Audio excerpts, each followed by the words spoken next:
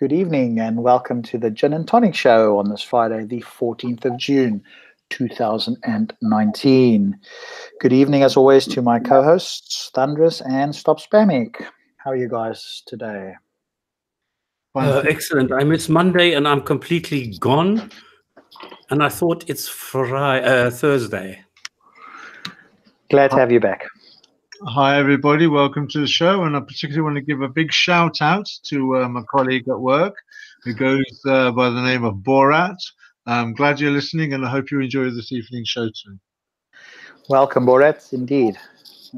Nice to have you here. And hopefully we all get to learn something during our journey, shall we say, tonight. And again, if you're a Muslim and you are listening in and you'd like to join us and give your perspective like Ishmael did last week, we will be reasonably polite. We're not necessarily going to treat you with kid gloves, and if we think that you aren't making good reasons, we are going to point that out, but we'll do so in a reasonably respectful adult way. So again, if you want to come on and share your perspective on the verses we are going to be reading, then please, how do we do it? Stops, I still haven't got the Facebook working yet, so what can we do? All right, then I'll keep an eye out on Facebook. Okay, whatever that is. Facebook. Oh, okay. But send them a link so they can somehow give it to you. How do I do this? So Stops will send you a link to his Facebook so that you can message him. Like hell. How am I going to send a link I don't know the link to? We'll go to Facebook / your name. Yeah, but I need to go to, whatchamacallit, to this, who are we? Oh, Gin and Tonic Show. Or should I just give it to Bernard? I don't know how the works. Just let Bernard do it. Okay, yes. Let Bernard take care of it. Yeah. Bernie, 1 weekend with Bernie. Our buddy Bernard, if you send our buddy Bernard a message on Facebook, he can send you a private link, which I will just set that up now. Bernie, num. Okay, I've set that at the moment. So with that, Stops, do you want to do the usual intro? There we go. So now if you're watching that, in the chat there is a link if you're a Muslim and you'd like to join us and give your perspective on the verse we're going to be reading from Surah 3, verse 7. Well, we did 7 last week, but we'll just quickly go over it. So going from verse 7 onwards, or verse 8 really, this week. And I apologize profusely to all those whom I have missed. So welcome, ladies, gents, others, and those who haven't decided. We are the Gin and Tonic Show. We are the Gin and Tonic Show. In other words, we don't bash, we don't attack, we don't go and criticize any individual Muslims unless they're really stupid, unless they are really deceptive, and unless they are liars and really cause a lot of damage. Then I will go after a single Muslim and I will catch them out and expose them. But in general, we address Islam. We critique. Yes, we are critical of Islam. Yes, but we don't attack. We leave that to others. We go and we look at the facts. We go through the Quran, sentence by sentence. I mean, come on, who else does this? And we go and take the time. We make the effort of going through it, trying to understand, doing to our best knowledge everything we can to understand it properly. If any Muslim wants to join us and tell us their version, their interpretation, or an alternative interpretation, welcome. Come and join us. As far as I know, we're the only English-speaking show that allows people on the panel where it's totally focused on Islam. Now, we are focused on Islam, so we don't do Christianity, we don't do Rastafarians or Zoroastrians, or we can, of course, address individual questions or something like that, but in general, we are focused on Islam. In general, we use facts, we use reality, we use reasoning, and we categorically condemn any kind of misogyny, abuse, oppression, slavery, violence, anything like that. We embrace free speech, and we also embrace constructive criticism, factual and constructive criticism. So if we are wrong, please tell us. I'm not a bigot. I'm totally able to change my mind. And if I make a mistake, I will apologize and I will update my database. And then I try not to make the same mistake again. I've got a guy at the moment who's claiming that fingerprints are something mentioned in the Quran. And I show, no, they're not. Number one, the word banan refers to fingertips. And number two, it's not a miracle because fingerprints are known to the Babylonians and the Chinese. And I even uploaded a 10-year-old video to show him how everything looks if you do it, you know, with all the sources. So what we want to do is we want to comment, question, if necessary, correct Islam. And if you want to do the same to us, then yes, you're quite happy to do that. So if you're simply curious about Islam, then you can listen in. And if you have questions, ask us. And if we do make mistakes, tell us. And I think don't go to Patreon, don't go to PayPal. It's free of charge. Don't donate. What you can do is you can support us by sharing, by mentioning, by spreading the word, by inviting people in here. And that's it. And yes, I am somebody without a God belief. So don't come to me and tell me about the Bible. This is not going to impress me in any way because I am as critical towards the Bible as I am towards the Quran. And I am also an anti-theist. In other words, I don't like gods. I think gods are terrible. And I don't make any exceptions here. So there you go. That's us. This is the Jinn&Tonic show. We try and be honest and with you know, as much authenticity, integrity, and ethics as we can muster. If anybody wants to show us otherwise, come in, tell us. You know how to. I've given you the link. Send me a message if you want to come in here. There is going to be a slight delay because we've been porno bombed before. In other words, people have shown pornos in their thumbnail and then complained about it to get us off the air. And that doesn't work. Okay, so you don't even need to try it. We first look to see that you are a valid Facebook person, and then we still verify whether you're actually going to do something or not. There you go. Cool. Thunderous, any words from you before we get started? Sure. Just to remind our viewers that we are discussing the Quran. We're discussing the Quran in the same way that they would have done in the first generation of the followers of Islam from Muhammad directly. And we allowed the Quran to determine what Islam is, not scholars for dollars, not outside sources, not the Hadith, and not writings written 400, 500, 600 years later. It is the Quran that defines Islam, no other source. And it is that attitude that we're using to discuss Islam, to understand what Islam is and what Islam teaches. Excellent point. I need to put that into my list. We let the Quran speak for itself. Well, having said that, and that's absolutely correct, we are trying to make sense of this book, right? Because it's supposed to be a book that's easy to understand. Some Muslims do claim that there's ambiguous verses, which is highly questionable from a God that's supposed to be sending a clear and concise message, and some verses that are clear, and they often appeal to the scholars. So we will on occasions look at the tafsirs. We don't take it as gospel in any sense, but we want to see what did these people, how did they make sense of this? What did they claim certain verses sent, especially those that don't seem to have any meaning on the face of them. So we'll have a look there, but we won't take it as an authoritative source, as Thundra says. They often came tens, if not hundreds of years after the Quran. So these were people trying to make sense of the verses that were obviously not clear and required further elaboration, which God could have done himself, of course, but for some unknown, mysterious reason decided not to. So with that said, let's get into it again. As we've said, if you're a Muslim and you'd like to join us, then please feel free to message. I'm sure Stops will pop it up again at some point. And let's, where are we? Where is my, where's my screen? There we go. She said I'm quite active in this one group, and now there's lots of people commenting on this. Because they really think that there's fingerprints in the Quran. Oh goodness. Or maybe at some point you can share your screen and show us what that looks like. No, but this is long, okay. All right. I mean, I've got this up at the moment. I've got our thing up, so maybe we can do it at the end and have a look. So just to remind you of this particularly difficult, to put it mildly, just to Yusuf Ali. So we did this last week. We'll just read it and carry it. It is to down to the book. In it are verses basic or fundamental of established meaning. They are the foundation of the book. Others are allegorical. But those in whose hearts is perversity follow the path thereof that is allegorical. seeking discord and searching for its hidden meanings.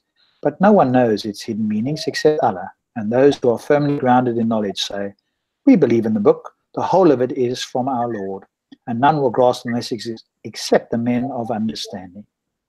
So as we said last week, there's a whole bunch of problems there, and we did go over that. So if you ever want to present a verse from to try and give you some sort of coherent response to, which I think will prove exceptionally difficult, here is definitely one of them. But it does talk about some verses being basic and some being basic or fundamental and some being allegorical or unspecific, depending on the translation you use. So with that said, let's move on to the next one and see whether it's specific or unspecific. So Surah 3 verse 8, Sai International, who say, our Lord, let not our hearts deviate after you have guided us, and grant us from your self-mercy. Indeed, you are the bestower. Yusuf Ali, our Lord, they say, let not our hearts deviate now after thou hast guided us, but grant us mercy from thine own presence, for thou art the granter of bounties without measure. So presumably, following on from the previous one, he or they or it is saying to them, right, I've given you all this book, and some of it's clear and some of it's allegorical, and they want to be guided, presumably, in the sense of staying on the parts that are, quote, specific. Let's just see what these guys say. Please, you guys, throw in your thoughts. I just want to see what these guys say. Yeah, I think for me, when I read verses like this, it's yet again, and I find I'm repeating myself again because Muhammad repeats himself and because Allah repeats himself, that if you find that you're not understanding what Muhammad is saying, it's almost like he's saying, well, if you don't understand, it's because Allah's not guiding you. And if you're in the presence of Muhammad, what you want to say is Allah is guiding me, so you're going to pretend or at least go along with what he's saying, because it kind of gives some kind of recognition, if you like, that you are understanding what's being said and that Allah is backing you. After all, if you're in the presence of a prophet, who doesn't want to feel as though he's being guided by the God of that prophet? Everybody's going to want to feel like that, so they're going to go along with him. Those who are not going to go along with him are going to be branded as those that, well, Allah didn't want you anyway. Yeah, it's one of those things, isn't it? Right. If you say something, or if you, quote unquote, here it is, Jalalain, and do not cause them to incline away from the truth. Well, who knows what the truth is, right? And who determines it? Yeah. Right, exactly. And interpret it such as inappropriate for us, as you caused our hearts to deviate. You have shown the way to it, and give us mercy from you as a strengthening, blah, blah. The ayah concludes, it says, you are the granter of bounties without measure. Well, they've not seen any bounties yet thus far, have they? So how, they've got nothing to measure bounties against.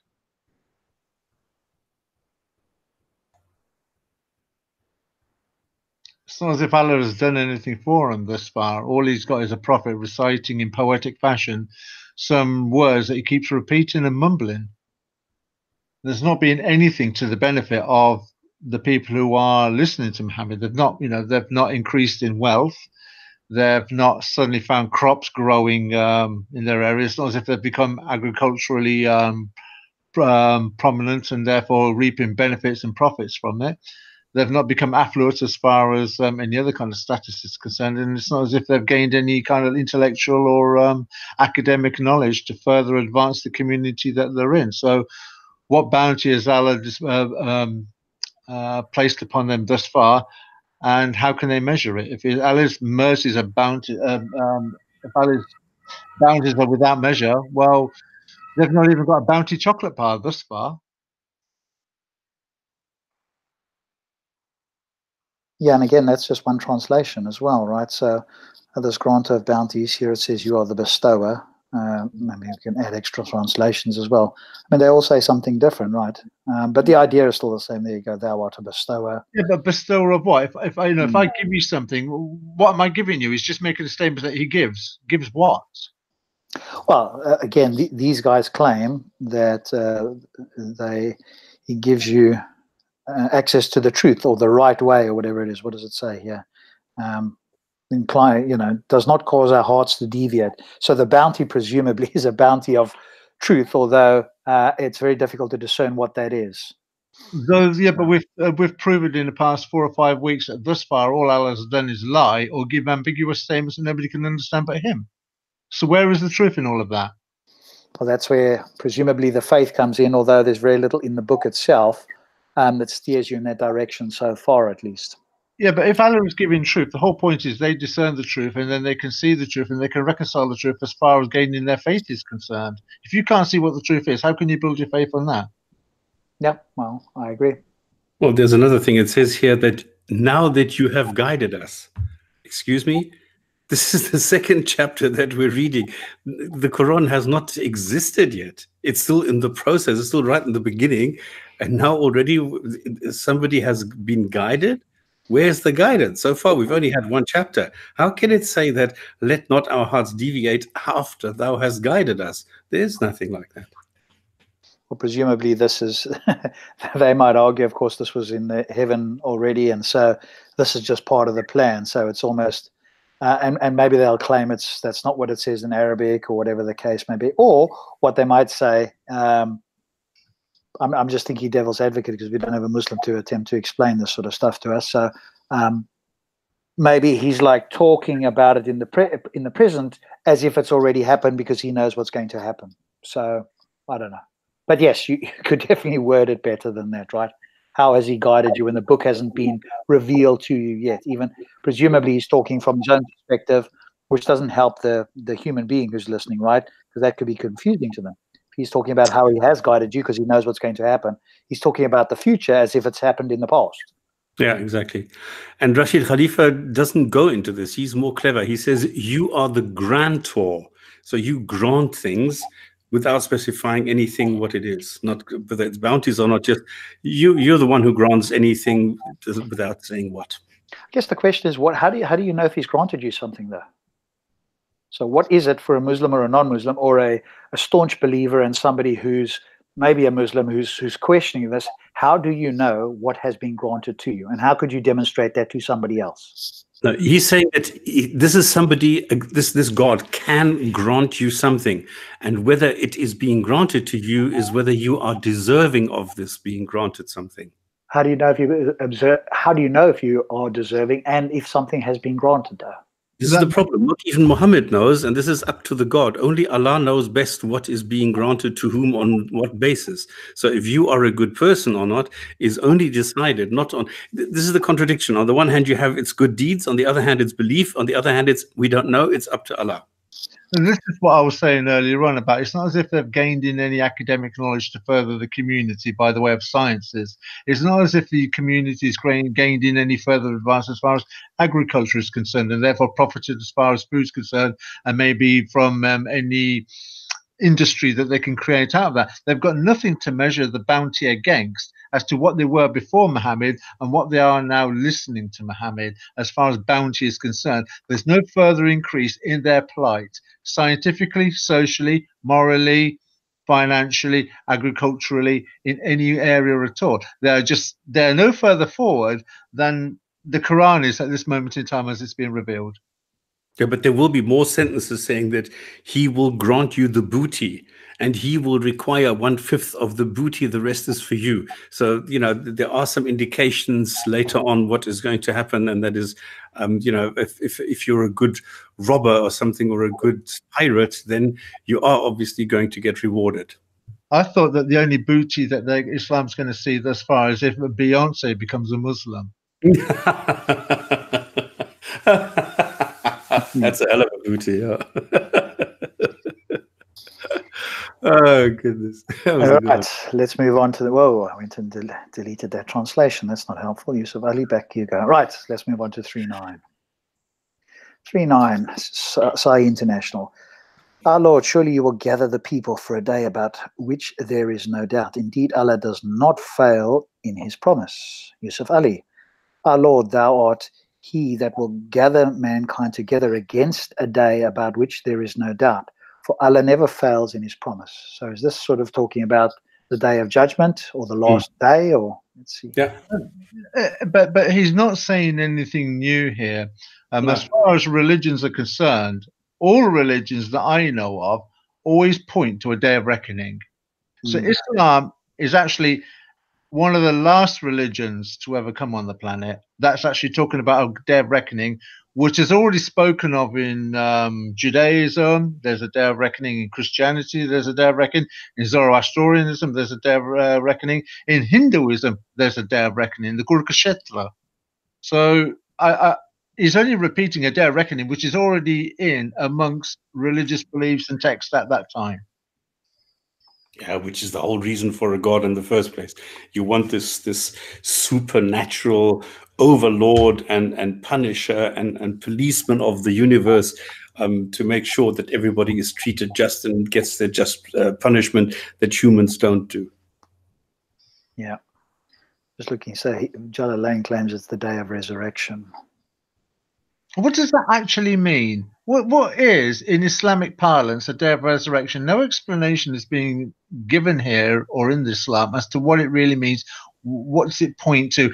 How does it manifest itself? This is a word that Muhammad's probably picked up and he doesn't know what it's all about. Like we've understood in previous texts where he's taken ideas and stories from the Talmud, the Bible, and from the Judeo-Hebrew texts and the Christian Greek texts and the Jewish Sanhedrin Mishnah and such, and he's juxtaposing all these stories and putting them together in a discombobulated order. And he doesn't know what the contexts are, what the accuracy of the stories are, or historically how people. He's got two people living at the same time. Yet other texts of religious texts have these people living at different moments in human history. So it's just another example of Muhammad picking up a word, but he doesn't know what the word means or what it's about. Sanders, I'm sorry, I have to disagree with you here. This day of judgment is described in great detail in the Quran and especially in the Sunnah, where they have all the signs, where you have everything pointing to a day of resurrection. This is the goal for each Muslim, because remember that life on this planet is just a test, and then you die, you decompose, and then on the day of resurrection, this is the magic day when God comes around, reassembles all your bones down to the fingertips. This is exactly the passage that I'm discussing at the moment, where the word banan is actually your fingertip. So down to the last fingertip, everything will be recreated, and then you will be questioned by Jesus, and then Jesus decides whether you will go down to hell, whether you are worthy. Your knees, your shins, your elbows, everything will be questioned, and the records from the angels which are sitting on. Can you somehow mute your microphone, because I'm getting huge amounts of feedback? Thank you. Thank God, yeah. Where the angels are being questioned, and the records of the angels sitting on your left and right shoulder that you greet at the end of each prayer, they are being taken into consideration. And then everything, all this is going to be, I think there's 12 angels in total that are, being questioned at the end of the resurrection, whether you are worthy of going to one of the heavens.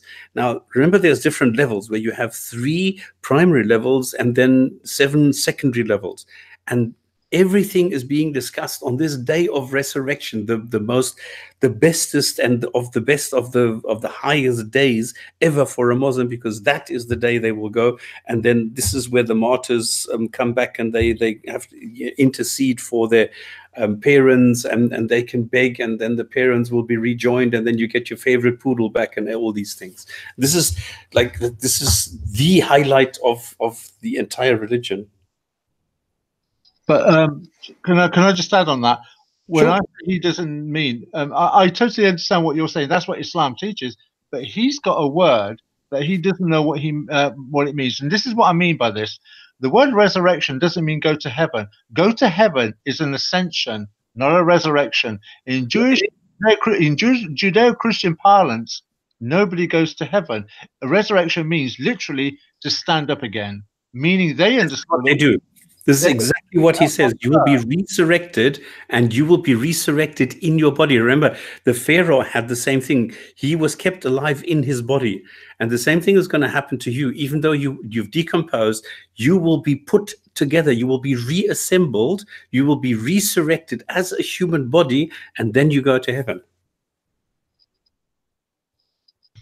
What I'm saying is, no, going to heaven is an ascension, not a resurrection. A resurrection only takes place in a physical sense, not in a spiritual sense. This is and the Judeo-Christian belief is of a physical sense, not in a spiritual sense, in where you go to heaven, with flesh. Because if you remember previous shows before, where he took the spirit realm is spoken of in physical manner, rivers of wine, which are physical. You're given, if you're in hell, you'll have new skins because you'll be burnt again. That's all physical. Yet none of the previous religions or any religion really speaks of the spirit dimension being physical. This is where Muhammad doesn't know what he's talking about, and he's picking up words and using them without understanding what they mean.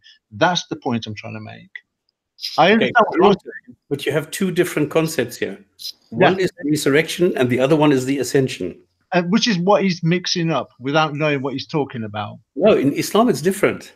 Yeah, I know it's different, but he's claiming to be a continuation of previous doctrine, and in that sense, he doesn't know what he's talking about. So this one here, then, about this day, we agree that's the resurrection. We gather people for a day about which there is no doubt. Are we agreed that that's a resurrection? In his parlance, yes. Call from the day of gathering and the arrival, blah, blah, blah. Because obviously Al-Jalalain talks about a day of resurrection. This is exactly this. Okay. Let me just see what our Rashid says. Our Lord, you will surely gather the people on a day that is inevitable. God never breaks a promise. Well, we know that God breaks plenty of promises.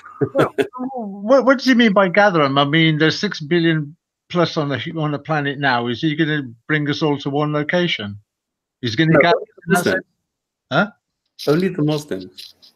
Oh, so he's only speaking to Muslims that are going to be gathered on their resurrection.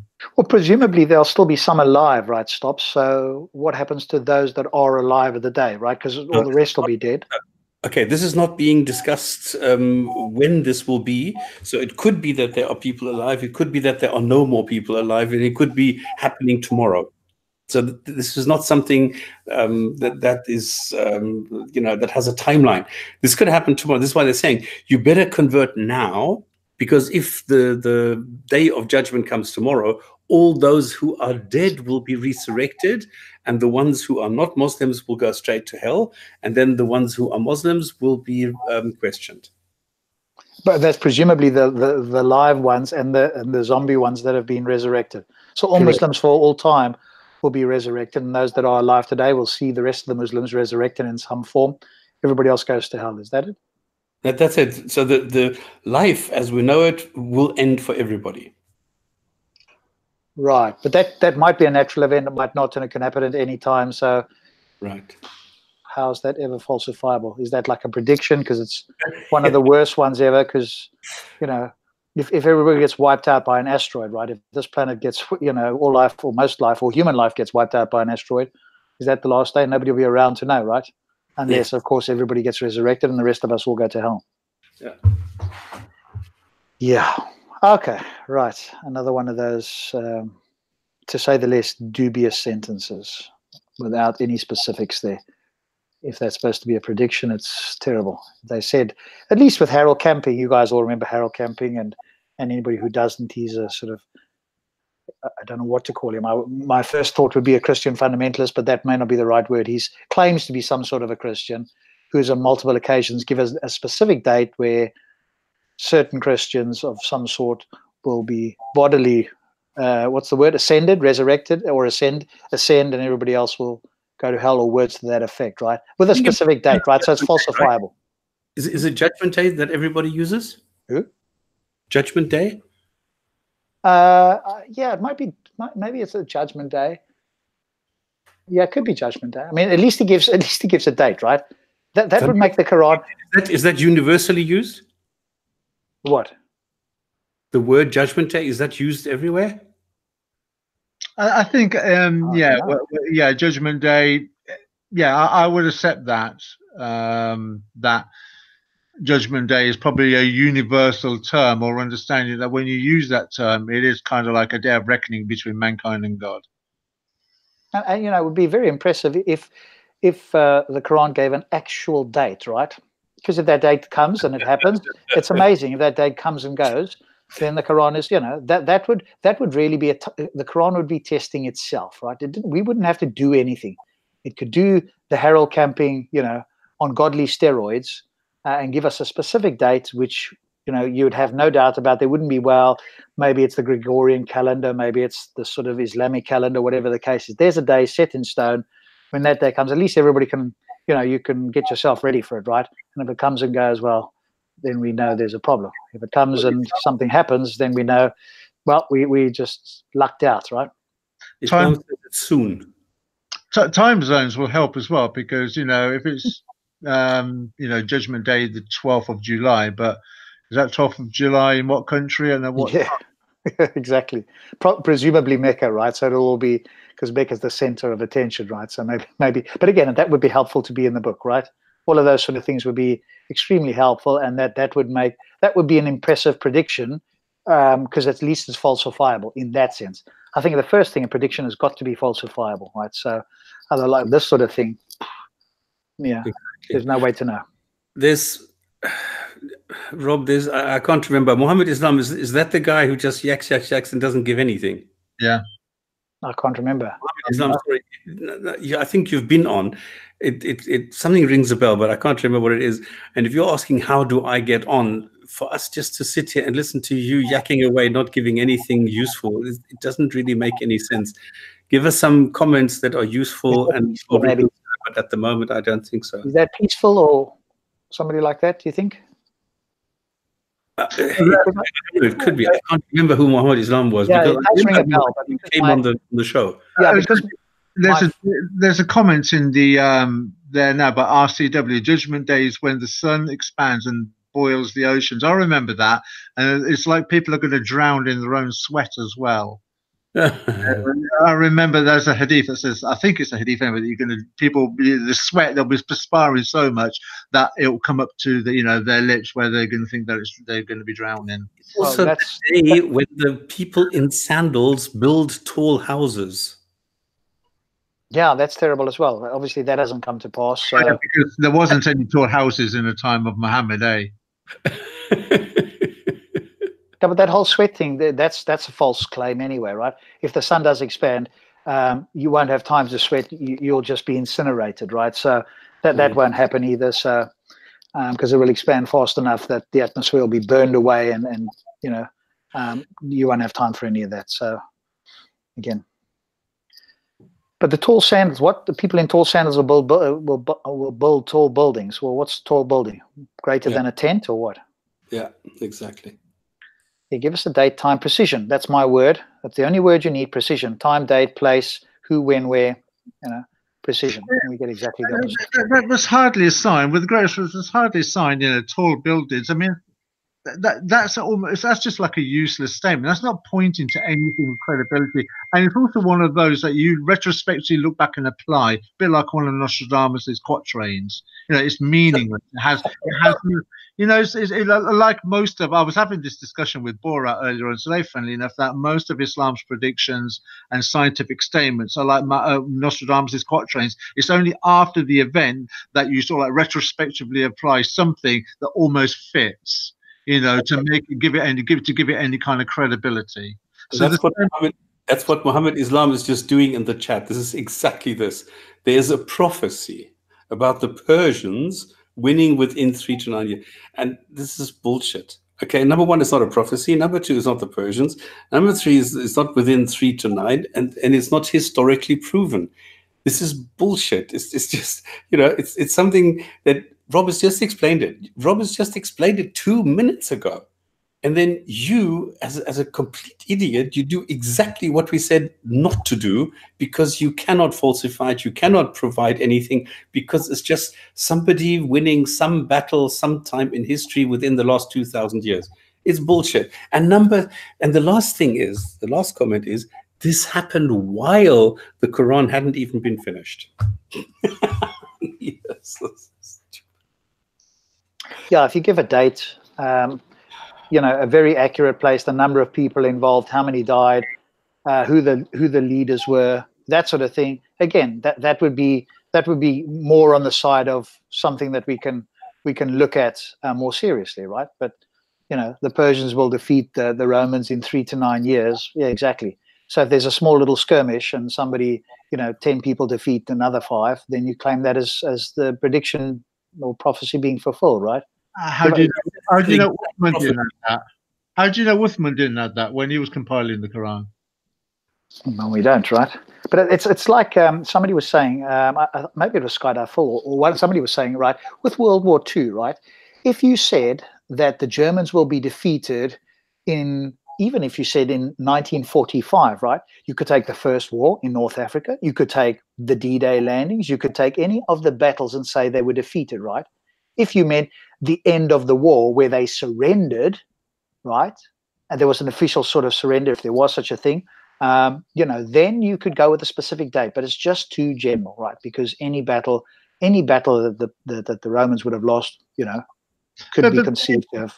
But the Romans were sort of at the tail end of their power and influence by then, with so much infighting, so many of the wars that they'd carried out as well, and so much of the debauchery that had taken place by their previous Caesars had, pretty much they were dying out as far as, and you got this Islamic religion that was now gaining power and traction, young, fresh, and full of zeal. To make the statement that the Persians were going to defeat the Romans is a meaningless statement. That's like saying that a boxer that's just knocked out his opponent in every round leading up to the 12th round he's going to beat him on points. Well, there's hardly a surprise really when you've seen that the fight so far has gone one-sided pretty much all the way. You're just stating the obvious. You're not stating anything new or incredible. Yeah, I've not heard any so-called prophecy that's ever been remotely eye-opening or caught my attention in any substantial way. They're just too vague, or they can't be falsified, right? Either way. That's why somebody like Harold Camping or any of these other people that claim a particular day, right? Even just one day, right? When that day comes, either something happens or it doesn't. Either then we believe, or we find out it's true, or we find out that it's false, and then the excuses start. That's all the Quran had to do, right? It's one of those where there's a falsifiable claim that is even reasonably accurate. Although, again, I'm setting the bar low. I mean, goodness, how low must I set the bar for your God, right? This is the creator of the universe that knows what every particle, every piece of matter and energy is doing at any moment in time from the beginning until the end. So with that in mind, he could predict with such accuracy that it would be so stunning the whole world we'd end up going, this is incredible. Well, what do we see? The exact opposite. Anyway, we could talk about this forever and say the same thing. Let's move on to 10. 310, Sahih International. Indeed, those who disbelieve, never will their wealth or children avail them against Allah at all, and it is they who are fuel for the fire. Yusuf Ali, those who reject faith, neither their possessions nor their numerous progeny, thank you, will avail them aught against Allah. They are themselves but fuel for the fire. Another delightful verse there, isn't it? Just reminding us. One of the 105 ones, which I'm always saying, is the religion of peace telling me, and this is not hate at all, is it? Telling me that I am going to go to hell if I don't immediately worship this God. And this is something, because I'm watching this Muhammad Islam on the notes there saying, accusing us of hating. Where's the hate? Being critical is hate now. So you infer anybody that looks at your holy text is critical of it as being hate now. And yet here we are reading your Quran from your Allah, who basically says that if we don't follow him, we're going to be fuel for the fire. Let me repeat that. We will become fuel for the fire. At what point is that not hate? There you go. Do you want to bring him on so we can deal with him, and if he becomes really, do we need? I mean, my blood pressure is exactly where it should be. It's okay. No consensus. I mean, there's 3, so I don't mind trying it for a little while, and if it becomes tedious or it becomes unproductive. Yeah, try. Let's have him on. It's only fair. It's what the show's about. But I'm just looking at RCW, who seems to be making some interesting points. And you're right, RCW. Facts are hate. Truth has become hate speech. Being honest has become intolerant now. Having an opinion is intolerant. You're right, RCW. Okay, so if any of us wrote, right, if we said your wealth, or neither your wealth nor your children will avail you, and you will be fuel for a fire, O Muslims. If you believe.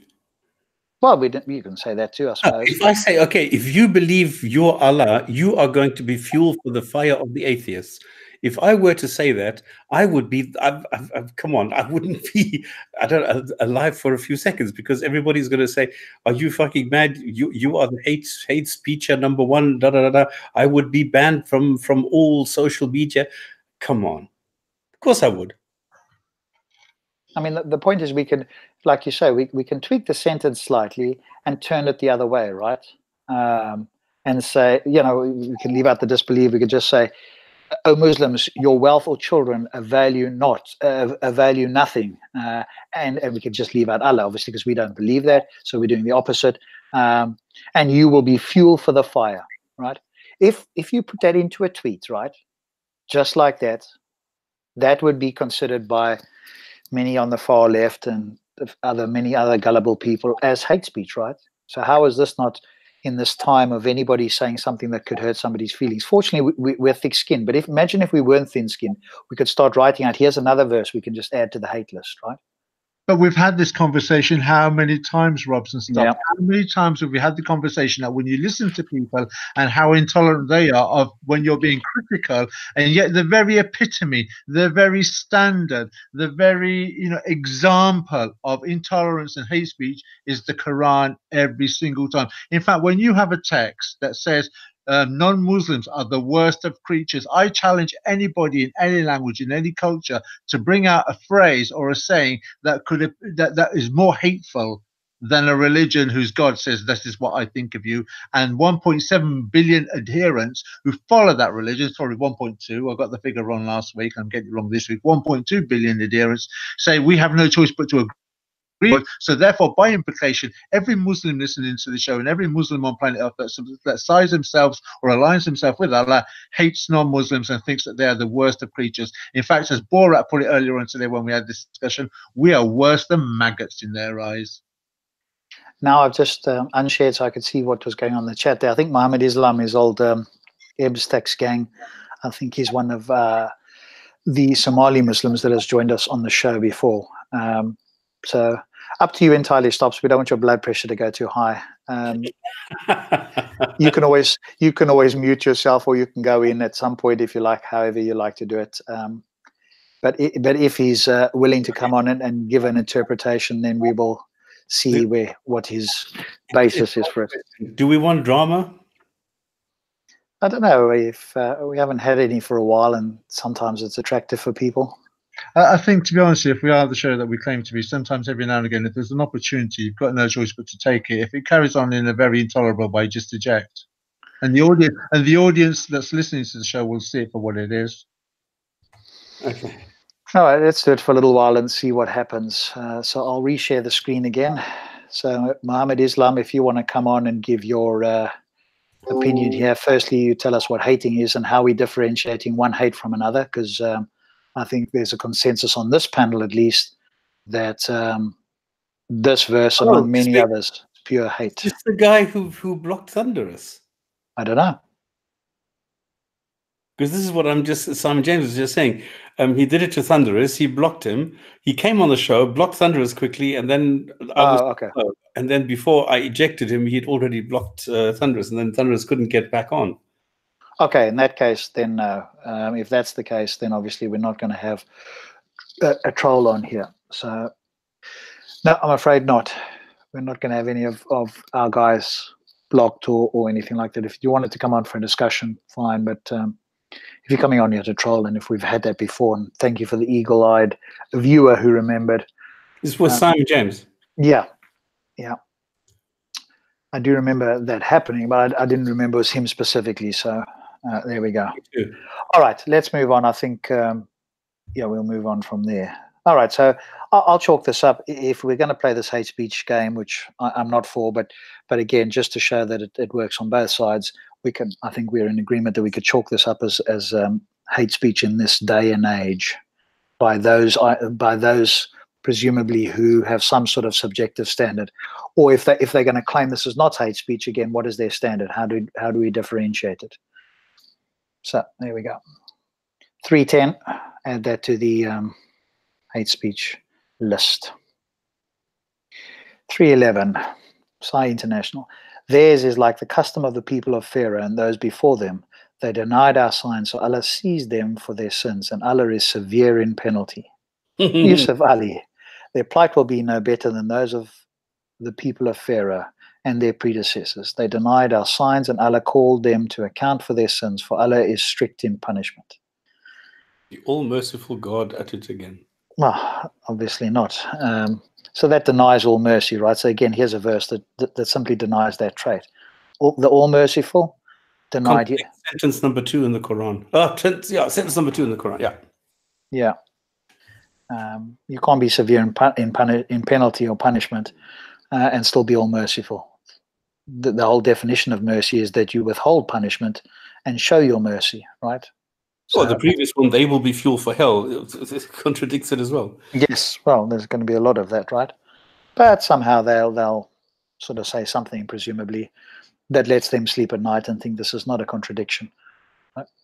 But again, this is a book supposedly for the believers, and we see so much of it. And you said 105 here, and about 2/3 of the Quran is towards the unbelievers and all the unpleasantness that awaits them.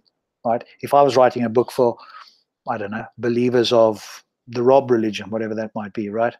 I'd be telling you what you should be doing to follow this religion.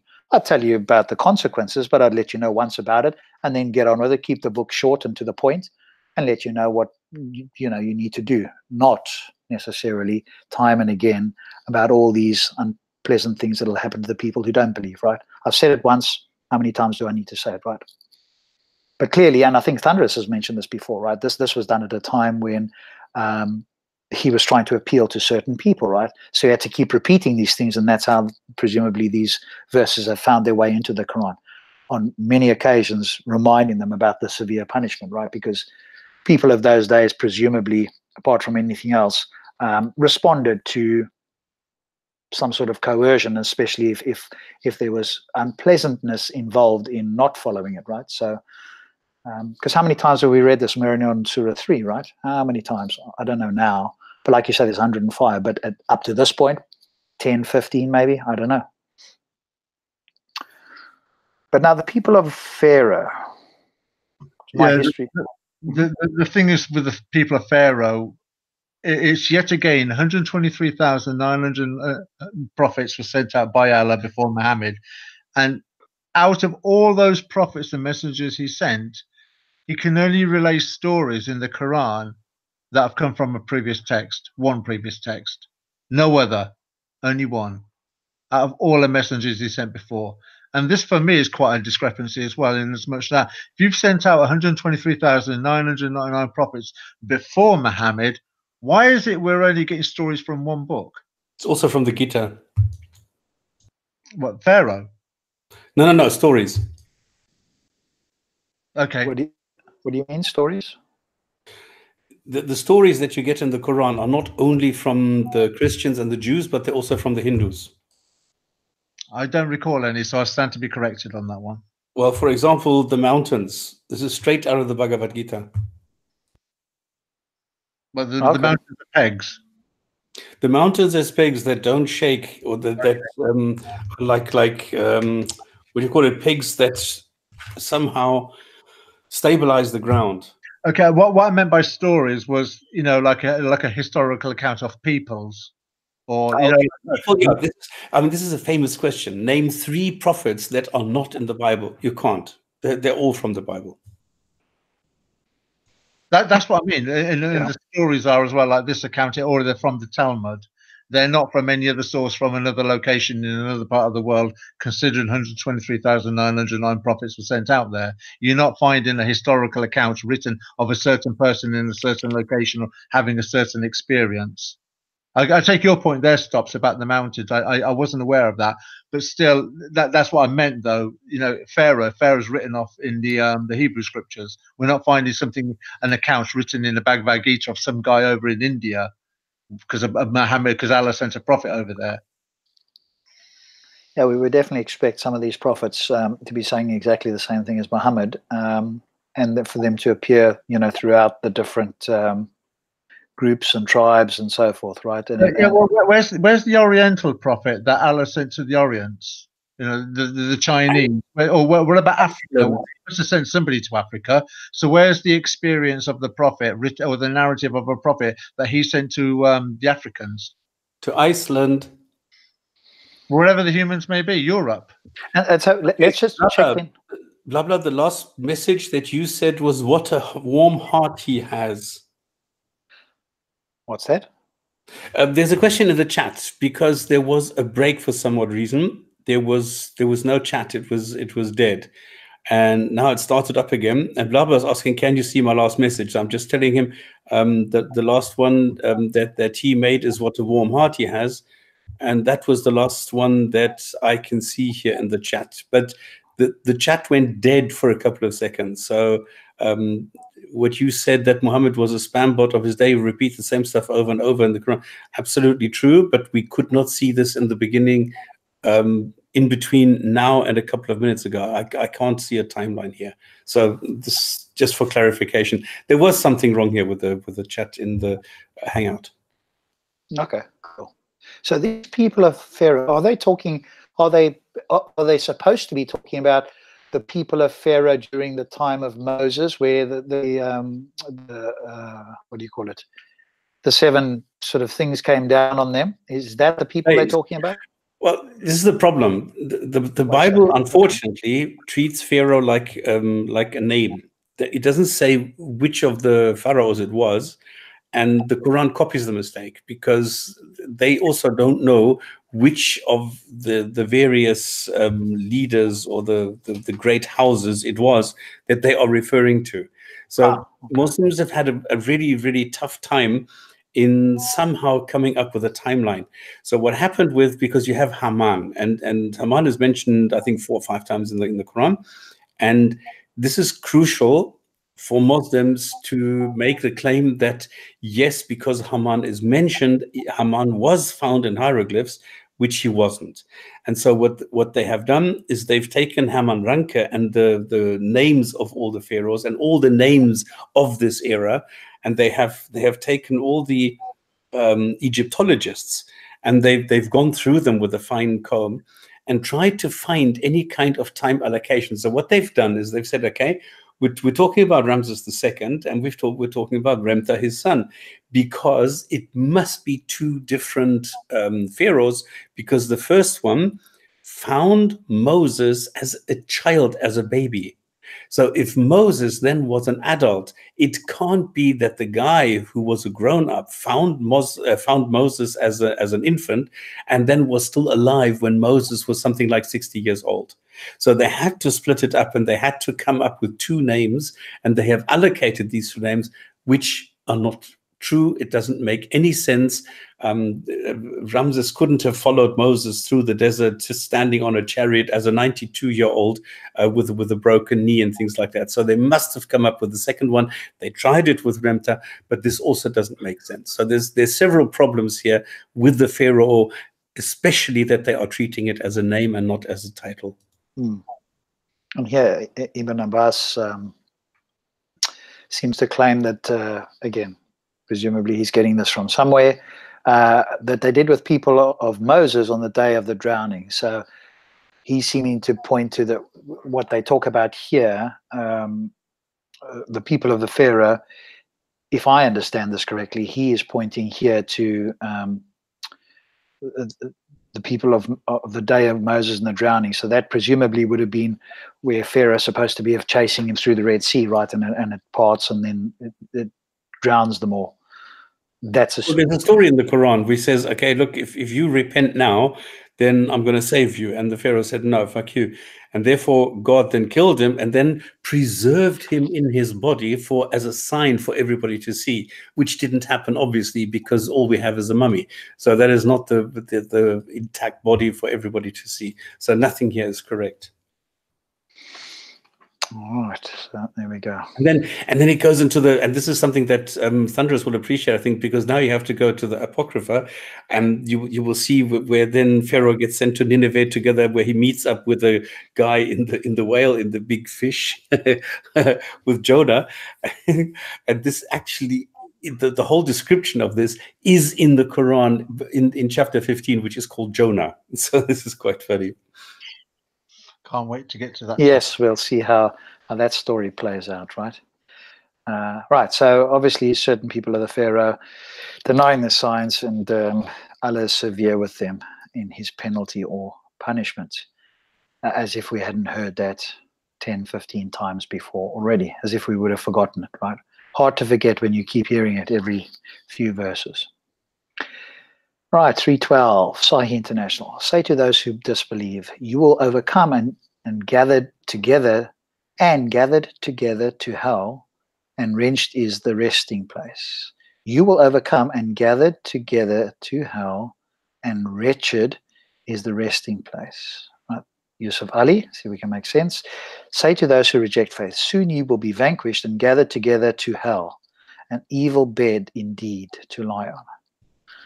Okay, so obviously it doesn't quite translate into English particularly well. So again, it's all about hell, right? Gather together to hell for some reason. Together in hell is how we would normally say it. Anyway, so those who disbelieve, here you hear it again. You'll be vanquished and gathered together in hell, an evil bed to lie on. Again, I'd probably tweak that up as hate speech in the modern climate, especially if they're claiming things are hate speech. So again, if you're a Muslim, and we're playing the Muslim game here, because this is the game that some Muslims play anyway, then I claim this is hate speech, right? And you shouldn't be allowed to speak this, and maybe I should get the police over to whoever. Fortunately, they're dead, unfortunately, but those who claim or say this out loud, we should get the police to come and visit them, or if they tweet this, and have them up on charges, right, of being hateful to everybody who's a non-Muslim. See how well you guys like that.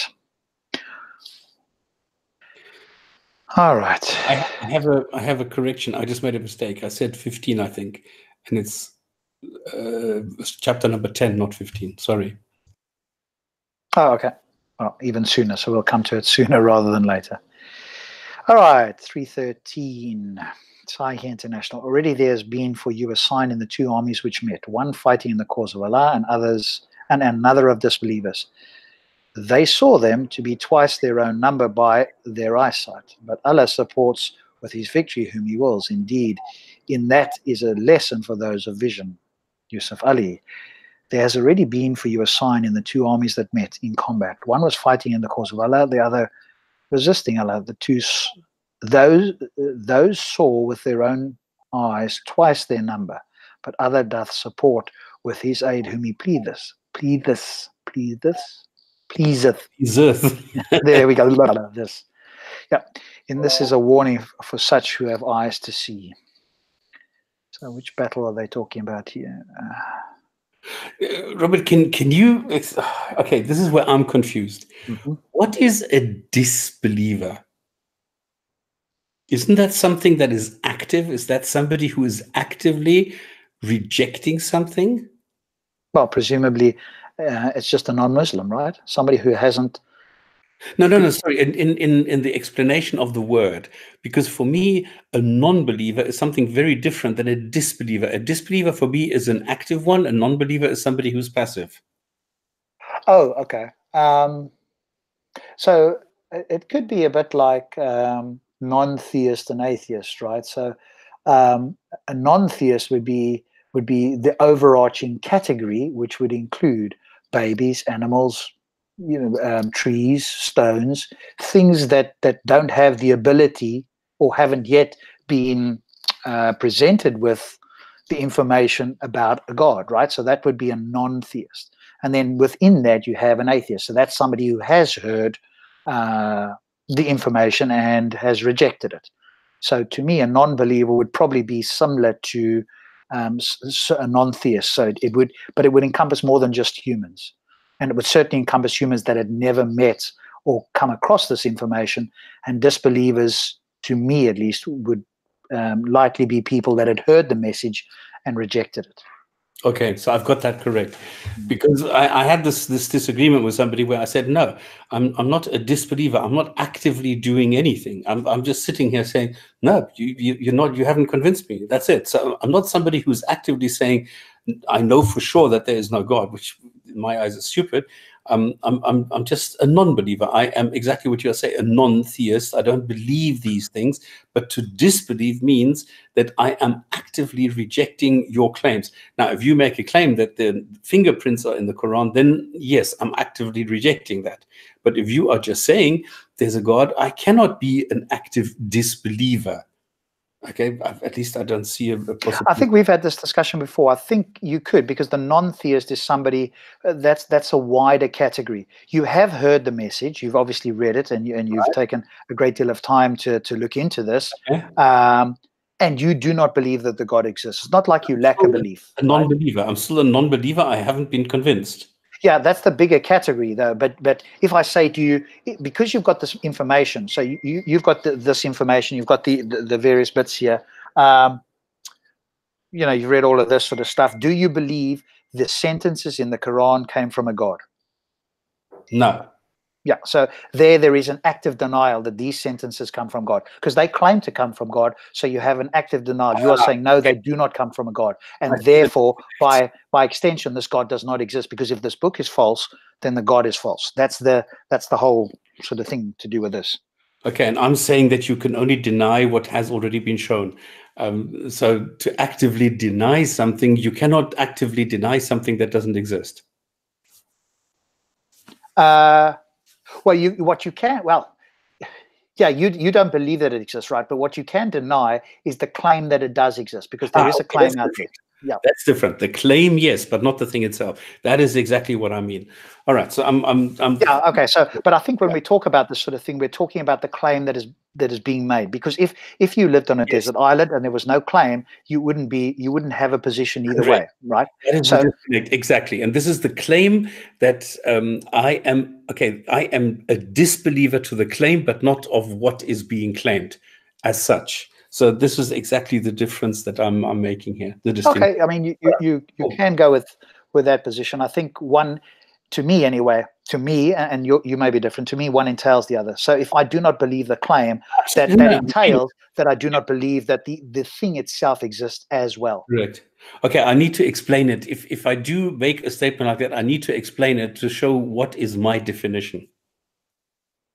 Yeah. So you presumably yours would be, hey, I disbelieve the claim, but that doesn't for you entail that you disbelieve the thing that the claim relates to. I disbelieve the claim, and therefore to me it entails I disbelieve what it refers to. You are saying I disbelieve the claim, but you don't necessarily disbelieve what it refers to.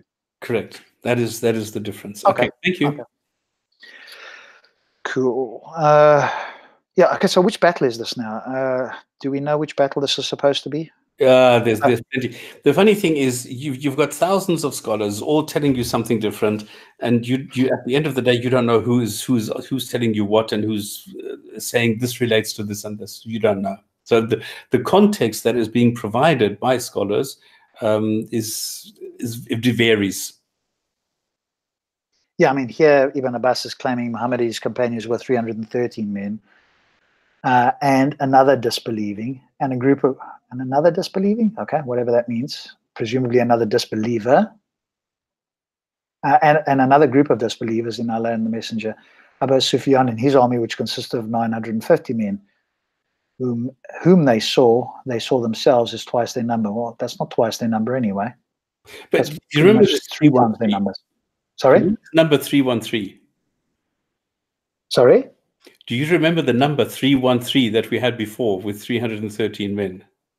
Yes, there was another one with this, right? Exactly. Yeah. So you have different people assigning, like the same battle to different things, and then the opposite sometimes happens. So it's quite funny. 313, just in case somebody hasn't known it yet, 313 is the magic number. I stumbled across this by chance when I did my Iran video with this fighter jet that the Iranians allegedly built, which never flew. It was just a mock-up polystyrene model. This was called the Raya 313. And then I went and researched this a bit, found out that it was total nonsense, and the 313 is actually the number plate of Donald Duck. But it also refers to the 313 men of the Battle of Badr.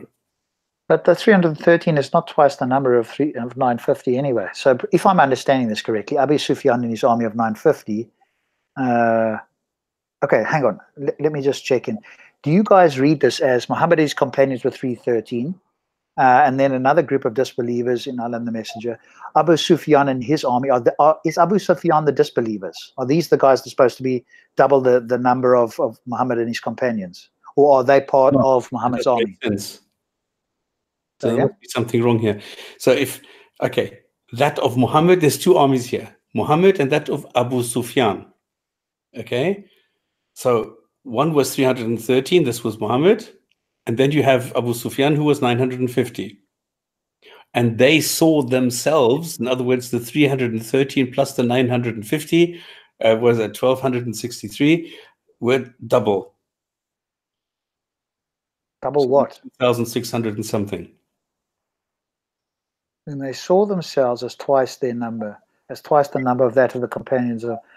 Okay, to me it reads like the companions saw Abu Sufyan as twice their number of 313. Oh, sorry. As twice their number, as twice the number of the companions of Muhammad. Okay, this is just a tafsir. So again, he's just trying to make sense of this, right? This isn't in the Quran. He's just extrapolating something and he's putting it together. He doesn't really know what he's talking about. And how could he if there's no written documentation to confirm what he's writing there? He's just extrapolating things and putting it together to try and make sense of the ayah that's in the Quran. And you can tell he doesn't know what he's talking about because there's a word in there that nobody's picked up on, right, as an example of how these people did not know what they were talking about. If you look further down in that summary, there's the word Gehenna, will be mustered in Gehenna and an evil abode and end, meaning that Gehenna is supposed to be hell.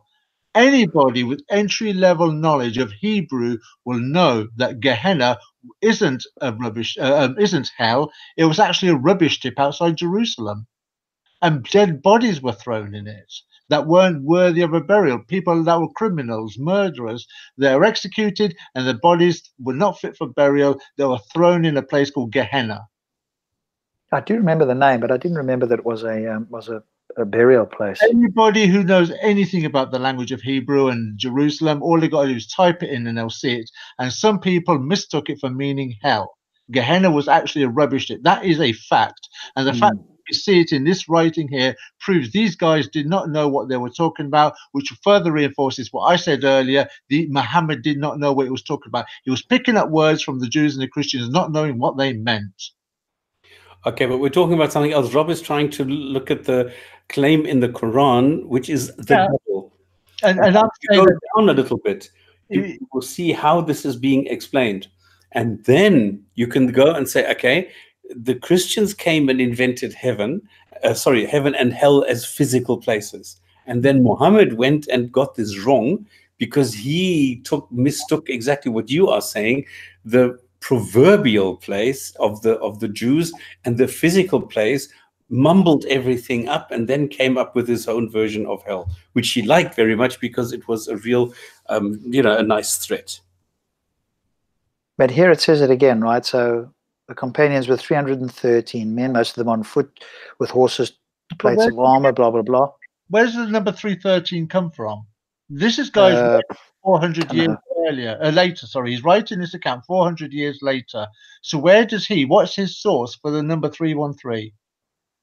Now, this was it was a number that was copied over and over and over. You see this 313 a lot of times.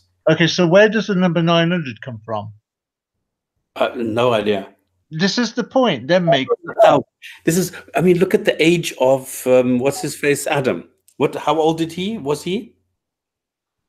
In which book? In the Quran.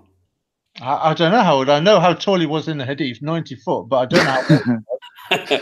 Okay, how old was he in the Bible? He died at 939. Exactly, which is almost 1,000. How old was Noah? Same thing, almost 1,000. So this is exactly what people are coming up with, and then they say that they don't want to say. They want to look. I've explained this before. people they're storytellers. And they come to a city and they say, listen, I've got a story for you. And this guy freed everybody from the Pharaoh. And then the next guy says, okay, here's this guy. He freed the people from the Pharaoh. People say, well, we already know that. Ah, but you don't know that what he did, he went through the desert. Then the next guy comes in. He freed the guys from the Pharaoh. Do you know the story? Yeah, we heard that he went through. Ah, but you don't know that he came to the sea. And that's where everything changed. And so on and so forth. So they're getting... One storyteller is trying to outdo the next. And then one storyteller comes in and says, well, it was almost 1,000. The people say, yeah, but we already know that. Yeah, but I'm better than the ones before that because I'm telling you it's 938.5, just to outdo them. And these storytellers are now the source for these things that you find in the hadith. And this is where you get numbering almost 1,000. And then the guy says it's 948. Because he's trying to be a little bit more precise. And this is the same thing with the number 313. And this, the 313 became a magic number. The same as in, I mean, you know, in antiquity, the number 7 is, a magic number. It means many. And then this is what you see again and again. So why do you think you see the number 7 all the times? It doesn't matter whether it's 7 times round the black stone or 7 times the heavens, 7 times the earth, 7 times, everything is number 7. So you see this a lot. This is interesting. This fellow is claiming here the two camps saw each other. Muslims thought the idolaters were twice as many as they were, so they would trust in Allah and seek his help. The idolaters thought the believers were twice as many as they, so they would feel fear, horror, and despair. When the two camps stood in lines and met in battle, Allah made each camp look smaller in the eyes of the other camp, so they would be encouraged to fight each other. Childish, yeah. Oh dear, oh dear, oh dear. Right. I mean, he's, again, just making stuff up. I'm just looking here. Although the actual ratio was 3-to-1, yet even a casual observer could not have failed to notice that the number of unbelievers was at least twice as great as that of the Muslims. Remember, this is a book from Allah, so come on. Now you're trying to, this guy here, Maududi, is trying to say, yes, the actual ratio is 3-to-1, so he's admitting the ratio is 3-to-1. Yet a casual observer, we're not talking about a casual observer, are we? This is supposed to be a book from Allah, so he's not, well, I mean, unless you're claiming he is a casual observer. But if he's so, in effect, he's attributing a miracle to Allah that Allah himself hasn't disclosed in the Quran. So how would he know that 400 years later? Exactly. I mean, the Battle of Badr. What was this? Is there any evidence that this battle took place? No. I've not looked for the history of that, so presumably you've had a look to see what they say about that. Nobody has ever found any indication of any of these battles. There's like 4 or 5 of them, and nobody's found anything. I mean, it's almost like here, this hadith author just seems to forget that this is a divine book from God. So presumably, that's why I say, it's just, who cares about the casual observer? Yes, the Muslims could have been fooled, but if this book is coming from Allah, then presumably he's not fooled. So he's giving the specific numbers, but then saying it was 2-to-1. Oh, presumably they are going to say, oh, but wait, they would probably say something like, but that's what it seemed like to them. So let's just go back and see here. What does this thing say? Already there had been a sign there for you, a sign in the 2 armies which met. Okay, so there's a sign, right? Presumably a sign is from God, right? It's not their bad eyesight. Right? One fighting in the cause of Allah and another of the disbelievers. They saw them to be twice their number by their own eyesight. Right? Which one? Well, either one, according to one of those hadiths, right? One saw them, they both saw each other as twice their number. One was for fear, and then Allah made them see. What did the guy say? He said Allah made them see. That's when each one looked at each other, they saw less. Yes, they saw less, right? They saw half their number. Which is a miracle, and a miracle that's not disclosed in the Quran, but some guy's attributed to God that he doesn't know about, but he's got to try and make heads and tails out of this. So he's attributing the miracle to God that God himself has not disclosed in the Quran. There we go. Allah made each camp look smaller in the eyes of the other, so they would be encouraged to fight each other. But this guy somehow disagrees with the guy in front of him or the guy on top, because they all say something different. So if you compare this guy who says they both made the other smaller, and you look at Ibn Abbas, you say, and his army, which consisted of 950, whom they saw themselves as twice their number, as twice the number as that of the companions of Muhammad. it is also said that this can be understood in this way. And then he says something completely different. Okay, but yes, and also if this is the case, you know, if Allah was with them, right, presumably they would have seen an accurate number. So they saw the wrong number of people, even though he has claimed to have been 313 as 950, which is not a lot of people, right, in the scheme of great battles, right? That's quite a small army, right? So they saw the wrong number of people there. Why would they do that? If Allah is with them, presumably he would allow them to see the correct number, but that would have given them faith, right? So if you saw 3 times the amount instead of twice the amount, yes, you might have had a bit more fear, but you know that would also test your faith in Allah, right? And if it was 313 against 1,000,000, you'd say, okay, I will still go to battle because I have faith, right? The more people, the greater your faith would be. Absolutely, and you know what you're saying there actually fits, if you like, an account in the Bible with the Book of Judges, Gideon in particular. But you know, I'm not going to do any apologetics. But what you're saying there has already been, if you like, if you believe in it, that recension already been testified to. So the point that you're making is a valid point, and it makes sense. That if God is with you, you would see the true significance of what you're facing, because he'll teach you to rely upon him, and he'll prove him credible in your eyes that he is actually a real God. The fact that, you know, you're actually having to attribute a miracle retrospectively, sometime future in history, and you don't even know what the miracle is, but no Muslim's going to challenge that because it fits the narrative and it supports their God. No, Proves how false it is. And it said right here, Allah will somehow deceive whom he wills, and he will support whom he wills. So it's always about what Allah wants, and that's just it. And if you are the believer, then you will always believe that he is with you and not with the other one.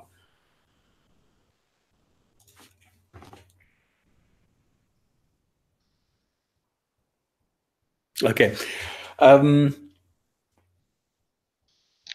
David Nash, the Kaaba was built by Ibrahim al-Islam, the father of both the Arabs and the Jews. May Allah grant him Jannah.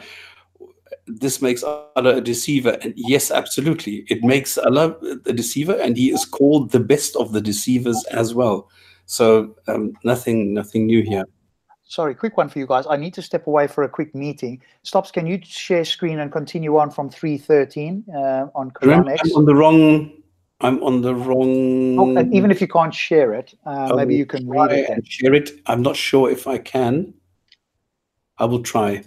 Okay, I will come back as soon as I can. It might be about half an hour or so. I just had an urgent call, so I need to step away for a short while. Move it. Thank you, sir. I shall return hopefully as soon as I can. So David Nash is saying that Abraham built the Kaaba with Ishmael. Where's the evidence for that? Where is he getting that from? But oh, I get it. Yes, stupid me. He's got to try and legitimize Abraham and Ishmael into the Islamic recension. So he's made up. You can't even prove that the Kaaba existed until Muhammad's death. So it's pointless you trying to mention the Kaaba, David Nash, because you've got no evidence of its existence until post-Muhammad. There's no evidence of the Kaaba pre-Muhammad. So that's a stupid argument to make.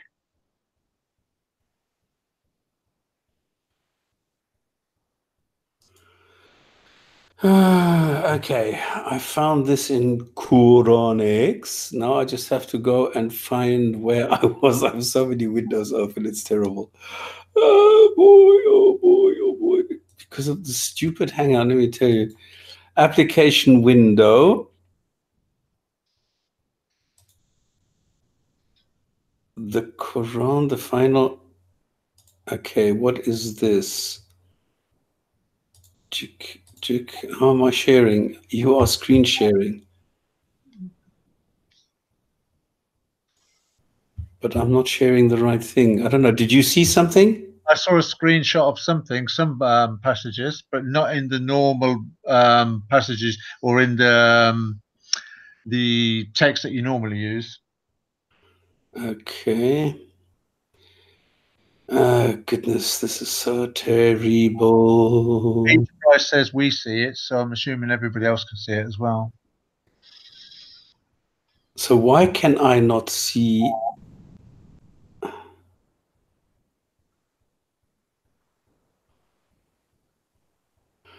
The Quran, Google Chrome, share. All right, can you see this? I see a blank screen with the mouse going back and forth. Okay, because with me there's a text. Not on our screen. I've got a black screen on my what I'm watching. This is what I was afraid of. How can I stop sharing? I need to open a different kind of window to show this, and I don't know what type I should open. This is the problem. I hate this. I hate this with these stupid Hangouts that you need to have a specific, what you would call it, a specific browser before you can do this. David Nash is a Jewish revert. I mean, that's even worse. A Jew turning from Judaism into Islam. That's even worse. Why is that worse? Well, because you have a better understanding of what the texts were. I mean, if any text was going to prove that Muhammad is not a prophet, it would be the Hebrew texts. Okay, for me, it doesn't really matter. Of course not, but I mean, I'm just killing time. You know, while you're... Right, here we go. Let me try this again. I am now going to share a different browser. Can you see this? That's better. Just make it bigger. Okay, but this one doesn't appear on my window. But it appears on everybody else's, and that's the one that we normally read. Oh, I can't make it bigger. Damn you. What happens if I do this? Did that make it bigger? Yeah, just a little bit more. I'm happy with that, but that's better. That's better. That's it. That's perfect. Perfect. Oh, goodness. All right. But now I can't watch the thingamajig anymore. All right. So we were talking, this is Pixel, this is Sahih, this is Pixel. I can ignore. I will just go with Sahih International and Yusuf Ali. So already there's been a sign for you, two armies which met, one fighting cause of Allah, another one of disbelievers. They saw them to be twice their own number by their eyesight, but Allah supports with his victory whom he wills. So in other words, what you need to do as a Muslim, you need to simply believe that Allah exists. You need to accept that Allah will fight for you, that Allah will blind the opponent, and that a God will go and fight another God. Well, he's not actually fighting another God. The God is fighting the believers of another God. This is how petty this God is in my eyes. That he needs to, this Allah, the God in Islam, needs to go and fight physically. He supports with his victory. In other words, a God has to fight humans in order to get the upper hand. That to me is so petty. This is such a weak God. No doubt. All right. Are you keeping an eye on the chat?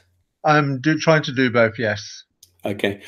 You're doing David Nash. Okay, so I can go to the next one, which is number 14. Beautified for people is the love of that which they desire, of women and sons, heaped up sums of gold and silver, fine branded horses and cattle and tilled land. That is the enjoyment of worldly life. But Allah has with him the best return. Okay, let me try Yusuf Ali. Fair in the eyes of men is the love of things they covet, women and sons, heaped up hoards of gold, silver, horses branded, and cattle and well-tilled land. Such are the possessions of this world life. But in nearness to Allah is the best of the goals, whatever. So being near to Allah is better than having cattle and well-tilled land. And women. Well, no, this is okay. I'm splitting here because there's two things. In the eyes of men, women and sons and gold and silver and horses. Oh no, and cattle and no, you're right. I'm wrong. Sorry, you're right. There's an and.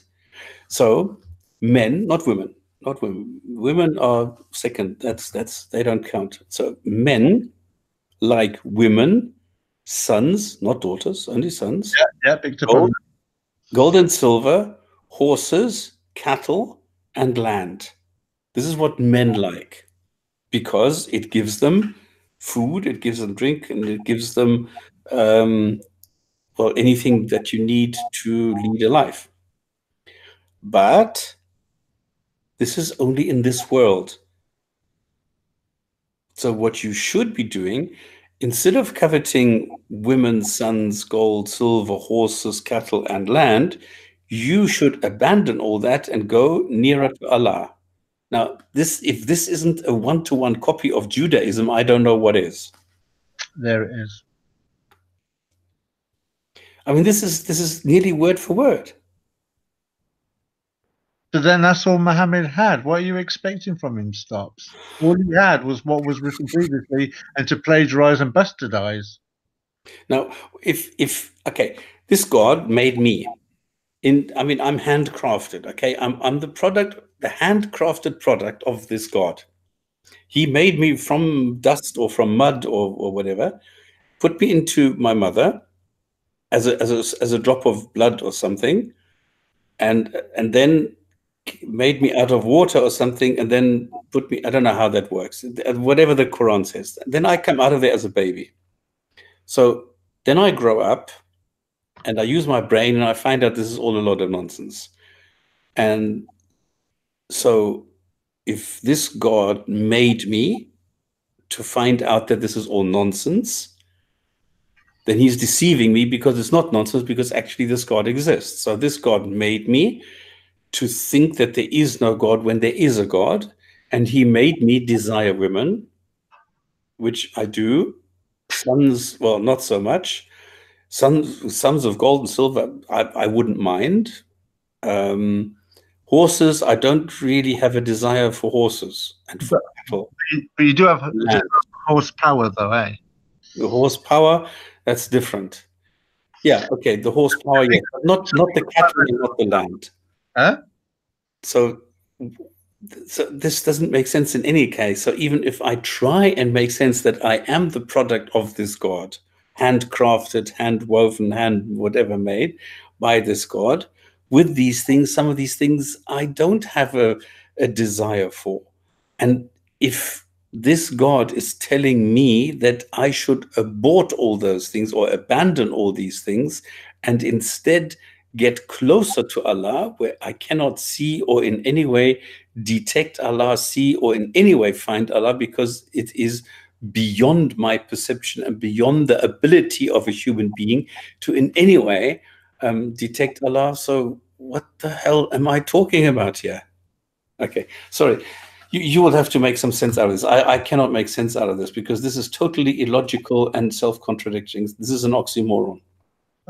To be honest with you, I mean, for me, I'm looking at that, and there's probably people in Muhammad's vicinity that are more inclined to the very things that are being written there. Women wanting children, wanting sons, I suppose. You know, children is children. You know, it doesn't matter what your child is, male or female. But I suppose in them days, a son could carry on the lineage. So women, children, gold.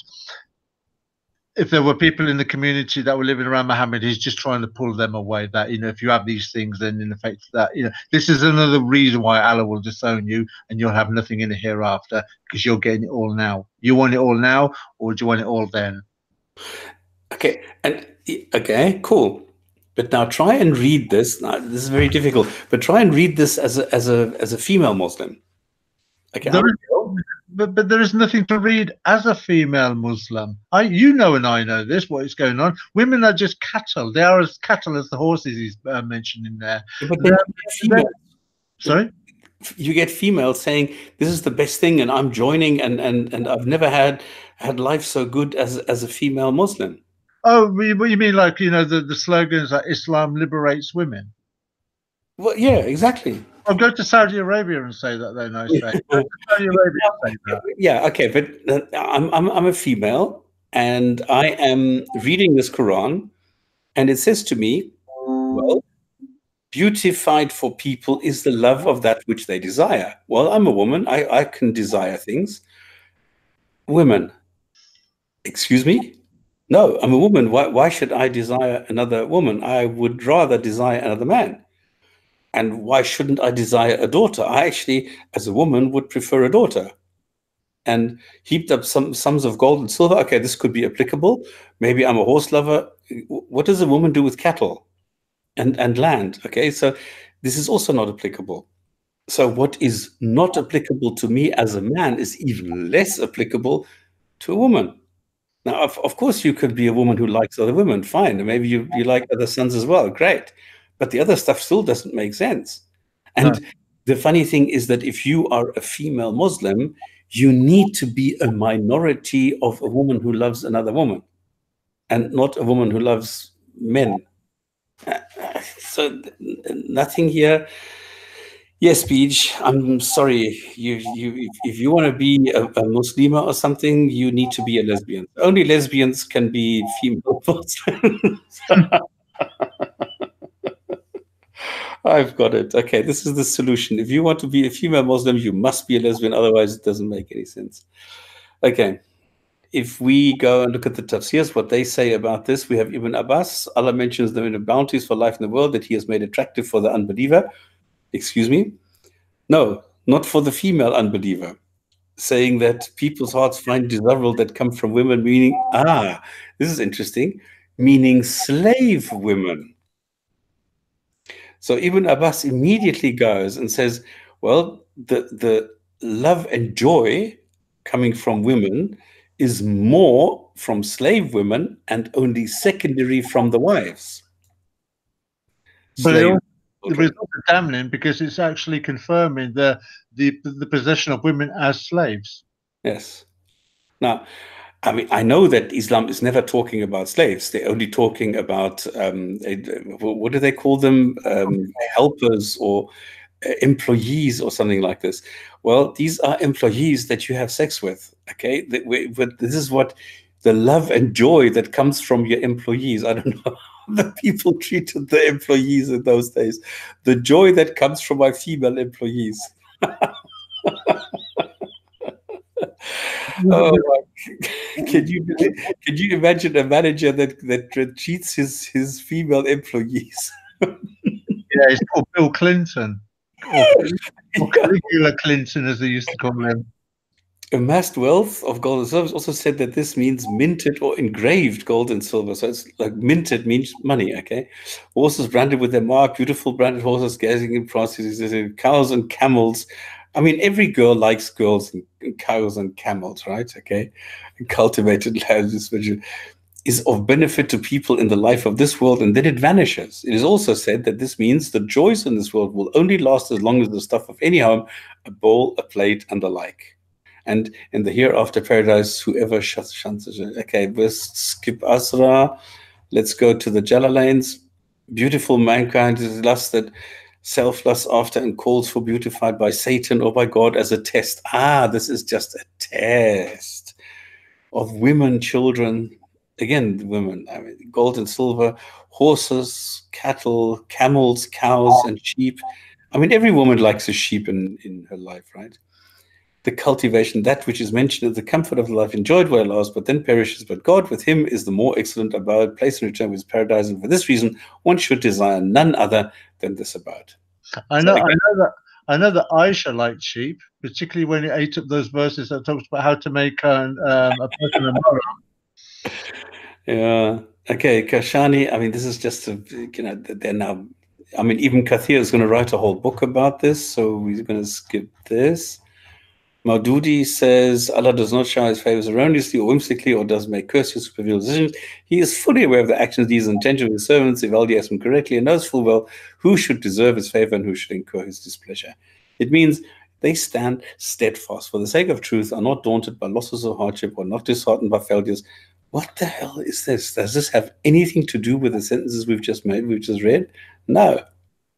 Kushari beautified, lust of women, children. Okay, this is the same thing. So none of this really makes any sense to me. Is there anything I've missed, Thunderous? No, not at all. I'm listening to you, and it's like I can't add anything to it.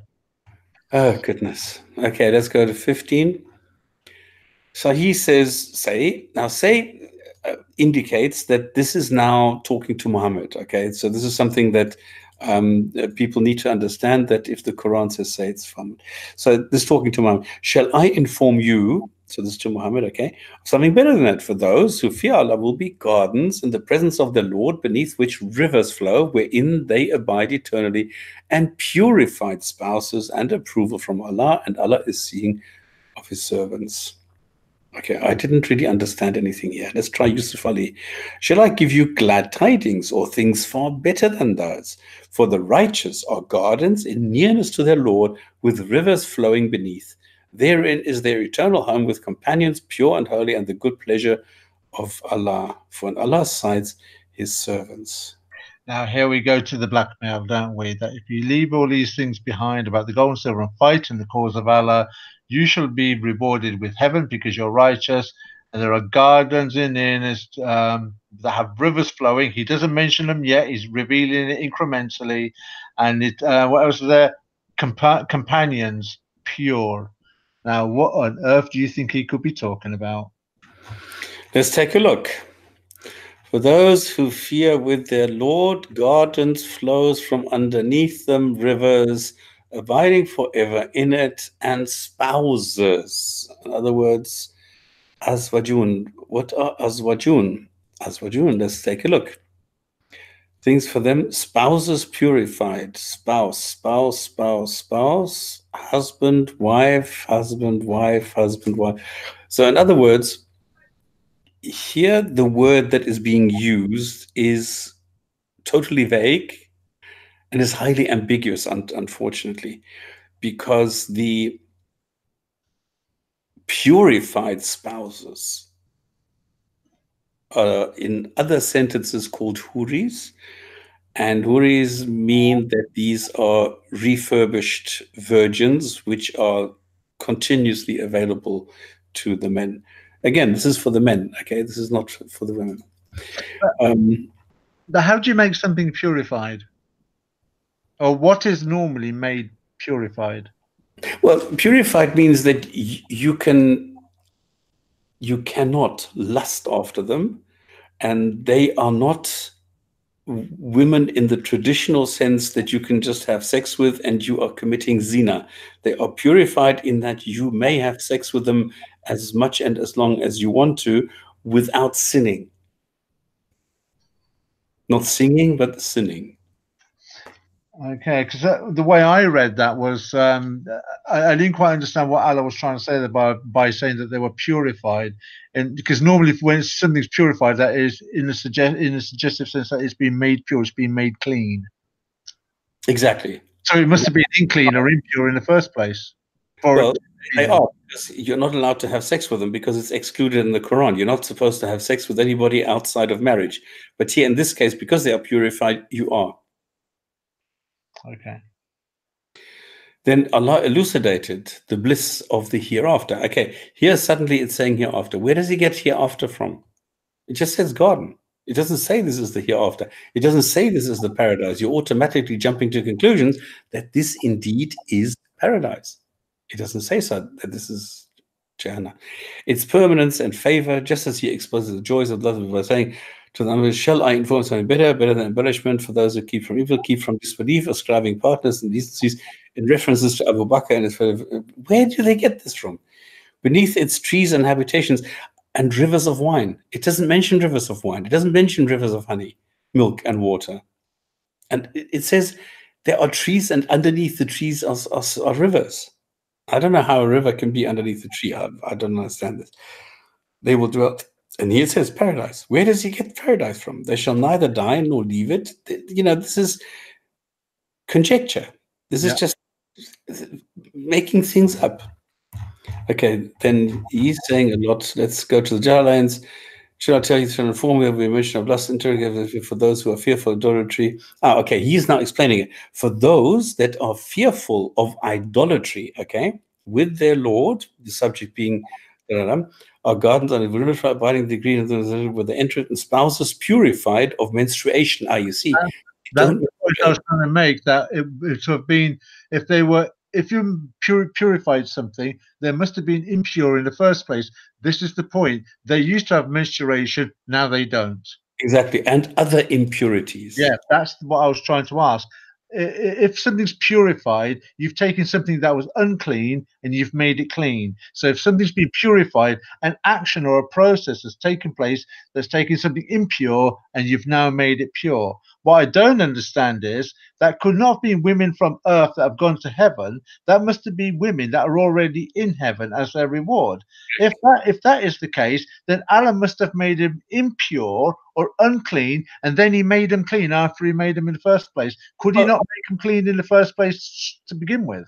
I think what is what is happening here is it's trying to say that these things resemble women but are not really women, because they don't menstruate and they don't have all the impurities that other women have. In other words, they're not stupid, they're not demented, and all the other things that they're saying in the hadith about women. And I think this is the point, because you're quite right. I mean, they need to have been, but I think these don't necessarily have to be. Remember that these are virgins that are being re-virginized, if that makes sense. Yeah, no, yeah, they grow a new growth. I think the way it puts it, it grows a new growth after penetration. So after you've finished your intimacy, they go back to being a virgin again. Their hymen or whatever it is returns, and they're a virgin again. Exactly, and this is why they don't menstruate. They don't do any of the other things, because they're just reconditioned. They go back to being a virgin, even though they're not. Even though they've had sex with millions and millions and millions of men, they're still considered to be virgins, which is, another thing that is false and fake in Islam. Anyway, I think we're getting the picture here. Kashani is long. Even Kathir is too long. What does Maududi say? Allah does not shout at Wednesday or Wednesday, nor does he make cursory. He talks about something else. And Kushairi, present, he's for those people following the desire of when you're conforming with whims of those people are degrees of elevation. God is so he has caused each people to alight in their rightful place and delivered each to what he has made most suitable for them. These people are talking about things that are not in these sentences. With spouses pure, that is purified from the defilements. Okay, this is another version. He is saying this is from the purified from the defilements that they were subject to in this world. So they must have been women. Okay. Makes sense. No, this is a contradiction, because women go to heaven and then are, well, what do you call it? Are granted the husband again. Stops. First of all, right, this doesn't make sense on two accounts. First of all, Muhammad said that he had a look at hell, and there were more women in hell than there were men. Yes. So let's just follow the logic through. If there are more women in hell than there are men, how do the women? They've obviously come from the physical realm, Earth. They're on Earth first before they went to hell. Then how can heaven have 77 women per man? That would mean Earth. Yeah. At one given time would have a ratio of at least 80 to 1 as far as men are concerned. For the mathematical principles to follow through, there would be a ratio of a minimum of 80 to 1 women towards men. If you're going to have 77 virgins that have been purified in heaven before they, purified before they get to heaven, for every one man, and in hell there are more women in hell than there are men, because they're ungrateful to their husbands. So it doesn't work. Not left, not right, not center. It doesn't work mathematically. It doesn't work logically. It doesn't work any which way. Oh my God! But but this is the whole story. This is what people are being told or were told at the time. Just don't get drunk. Don't take too many women. Don't fool around. Fight for me, and I will reward you with all the things that you're missing now later when you're dead. And that's it. And this is how you're trying to sell it. It's just a sales pitch. It's just marketing. A sales pitch that's still working today. And it does, hey? Those who say, our Lord, indeed we have believed, so forgive us our sins and protect us from punishment of fire. Namely, those who say, we indeed believe, forgive us then our sins and save us from the agony of fire. Now, I don't understand this. We have believed, past tense. Why does it say this in the past tense? This would mean we're talking about the people of the book. In other words, Christians and Jews. We have believed, and now we are Muslims. So forgive us our sins and protect us. I think this is the only explanation that I have. But what I don't understand in that is, even if it is talking to the Jews and the Christians, why are they using? Why is Islam or Allah using the word sin? Remember, this was in heaven. This verse was in heaven before it came to earth. So why is the word sin being used if the Islamic religion doesn't believe in Adamic sin or even sin in itself? Well, being a Jew is a sin. Yeah. Okay, this is what Ibn Abbas says, okay?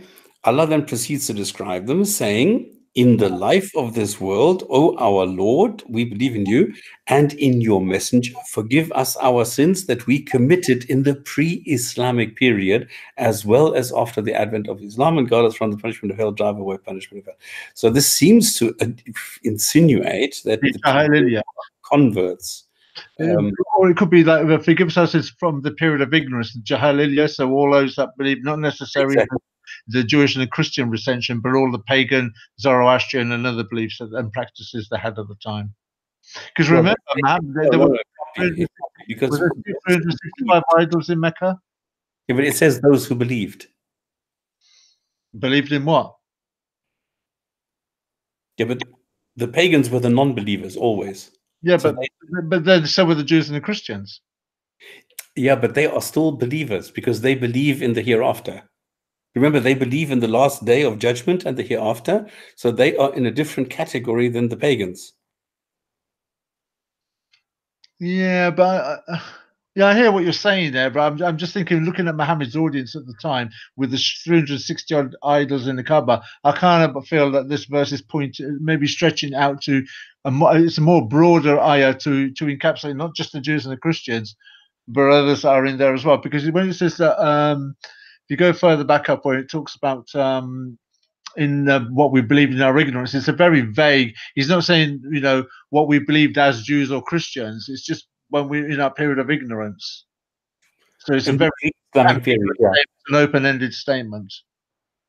Okay, Jahiliyah say those, which is either an adjective qualification or substitution for the previous, who say, "Oh, O Lord, we believe in you and your prophet. Forgive us our sins and guard us from the chastisement of the fire." Okay, this is totally non-committal.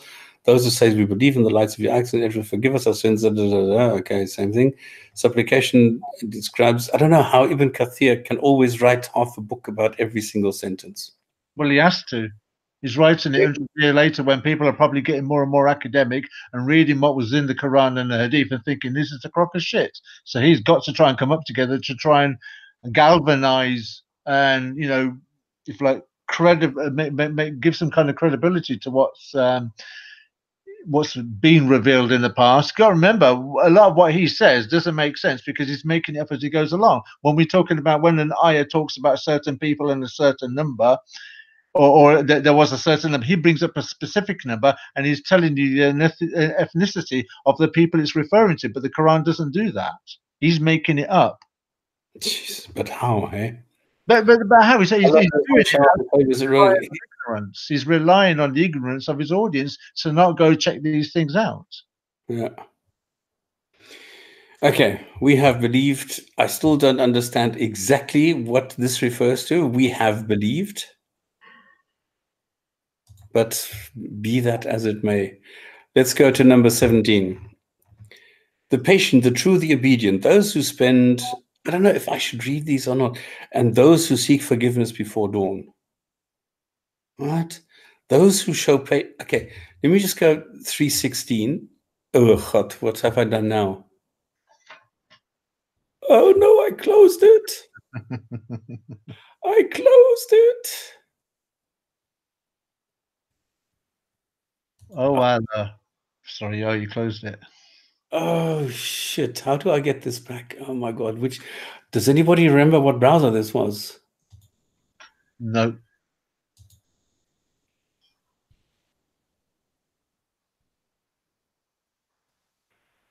Oh, goodness.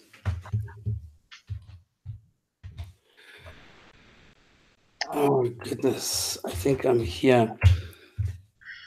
Yes, this must be the one. Okay, great, because it's still so big. So number 3, and it was number 18, I think we were on. 17. Go. All right, now I need to find this again. Application, this one, Quran, share. Are we there? Yep, there we go. Oh. And we're on 17, not 18. Previous 17. The patient, the true, those who spend in the way, and those who seek for good. Okay, all right. You talk. I'm out. The patient, the true, the obedient, those who spend in the way of Allah, and those who seek forgiveness before dawn. Yusuf Ali.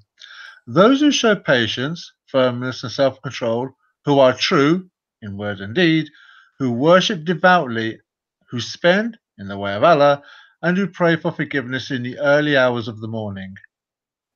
Now, why on earth would you want to pray and ask for forgiveness in the early hours of the morning? What is so significant about praying for your forgiveness in the early hours of the morning? Surely, Okay. if you've done something wrong and you've recognized you've done something wrong, you'd want to ask for forgiveness in the moment that you recognize you've done something wrong. Yeah, but this is one of those sentences, I just realized this, which is a continuation. In other words, normally you have sentences with 3 ideas or 1 idea, whatever. This is 3 sentences for 1 idea. This is the opposite. Because this starts on 3:16. Those who say, our Lord, forgive us from the punishment of the fire. And then it continues. The patient, the true, the obedient, those who spend, who seek forgiveness before the dawn. And then it continues. Allah witnesses that there is no deity except him, so that he's maintaining creation and justice. There is no deity except him, the exalted, the might, the wise. So these 3 sentences are actually one single sentence. Okay. So in other words, it's, I don't know those who say, I don't know where that comes from. Our Lord, indeed, we have believed, so forgive us our sins. This is like a prayer, okay? So punishment of the fire. The patient, the true, the obedient, those who spend and those who seek forgiveness before dawn. In other words, seeking forgiveness before dawn. I don't know if this refers to a prayer or not, because we haven't been told about prayers yet, so nobody knows yet. And then you go to 18, which says, witnesses, there is no deity except him.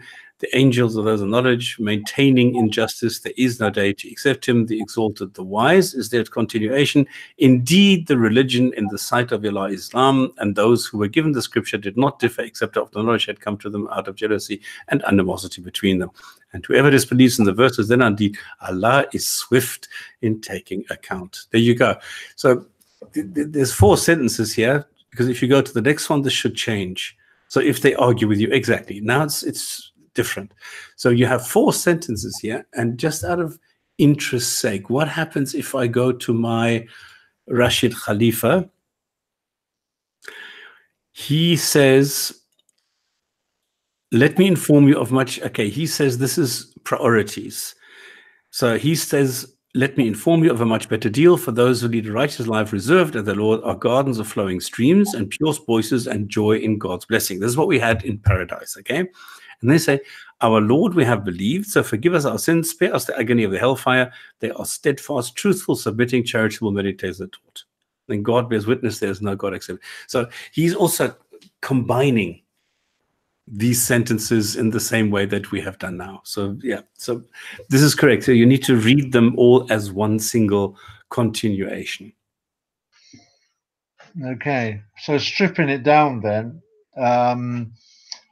I kind of go back to 17 where it talks about praise for forgiveness in the early hours of the morning. The other stuff we've already read time and again already before in one way or another.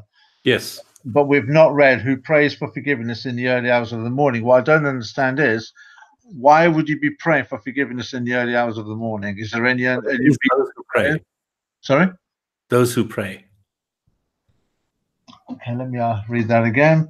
And who pray for forgiveness in the early hours of the morning. So why are we singling out the early hours of the morning?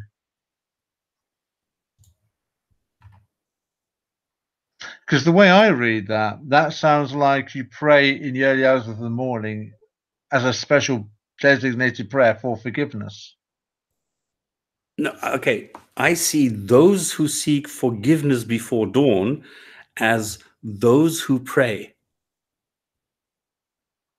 It doesn't, I don't think it's for forgiveness, because it's just who pray, because you always pray for forgiveness if you pray. And in the early hours of the morning is just another expression for those who pray in general. I don't think this is specifically talking about those who only pray in the morning. Okay, now it could be, being generous to Islam, that if you've done something wrong, you've got until the next day to ask for forgiveness, so before dawn. No, okay. I think now you're projecting. Now you're putting more into this than there is. I know. I'm being, like I said, I was being generous. Yeah. but the namaz doesn't. It's a rote prayer. It's a salutation. It's a script. So how can you be praying for forgiveness? Because when you pray for forgiveness, it's a bit like when you've done something wrong, to your wife or to your boss or to your brother or a friend.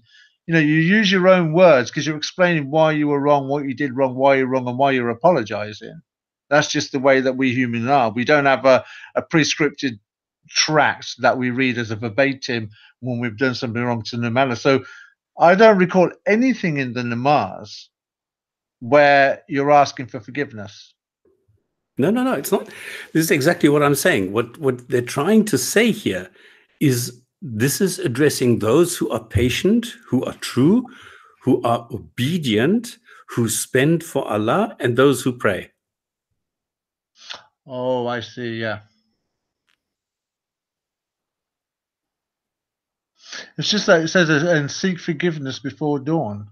I know. And this is what you're jumping at because this is bullshit. Okay. But the thing is, I see this not as forgiveness and not before dawn. This for me is just pray and those who pray. For seeking forgiveness before dawn might be I don't know, a word that fitted in with the poetry or something. But I see this more as general prayer. But if it was general prayer and they're translating, surely some translator would have recognized it as a prayer. Okay. It says those who pray for pardon in that. Because those who seek forgiveness, okay, is already being taken as pray.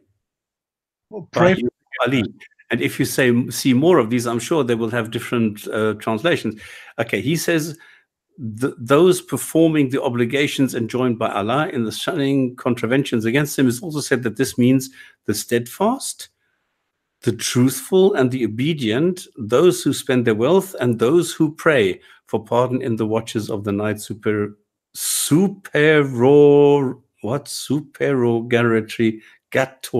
Supererogatory prayers. I've never heard of supererogatory prayers. See, there's the point. Those who pray for pardon in the watches of the night, which means in the early hours. So why would you be praying for pardon during that moment in time? And I'm saying that this is a placeholder for those who pray.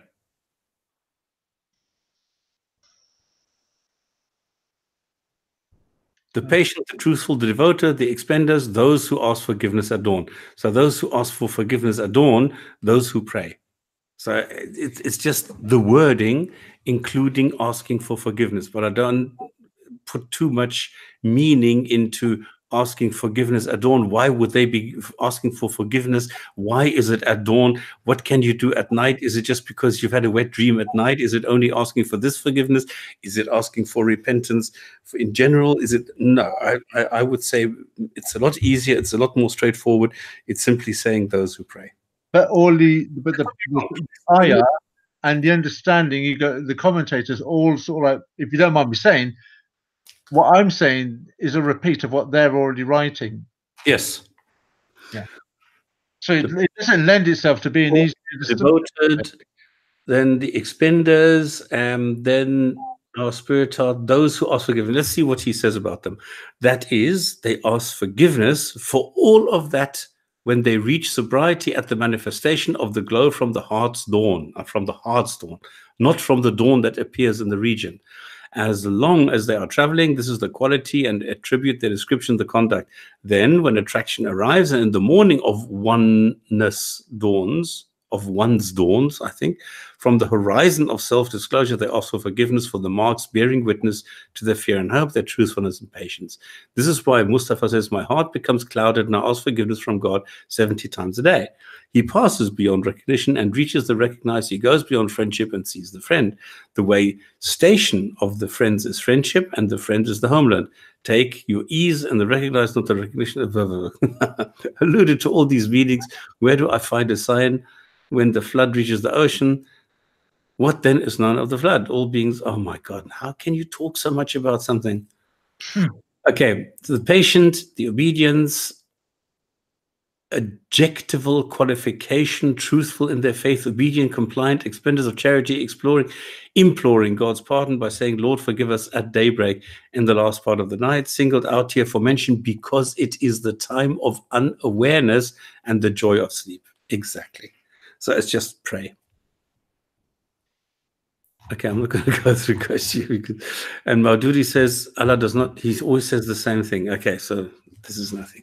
So I am taking the interpretation of the Jalalains, because they are saying, because it is the time, and Lord forgive us at daybreak, they are saying it is nothing special, it's just in the last part of the night, singled out here for mention because it is the time of unawareness and the joy of sleep. So nothing is just singled out here because it is the joy of sleep. So there's nothing special here. Okay. Then we saw this carries on into 18, where again it says Allah witnesses. How can Allah witness something? I mean, he is the claimant, okay? That there is no deity except him, and so do the angels and the. Okay, we can't qualify that. We can't verify. We can't falsify. We can't do anything with that. Maintaining injustice. There is no deity except him. Well, okay, all right. The exalted in might, the wise. And Eid Mubarak to you too. Thank you. There is no God but He, that is the witness of Allah, His angels, and those endued. What a word is that? Endued with knowledge, standing firm on justice. There is no God but He, the exalted in power and wise. Okay, it's just claims. Yeah. Do we have anything to add to this? Allah declared this divine oneness, saying Allah, He Himself, Allah, He Himself is a witness. Now, how can I, if I say, I did not hit that car,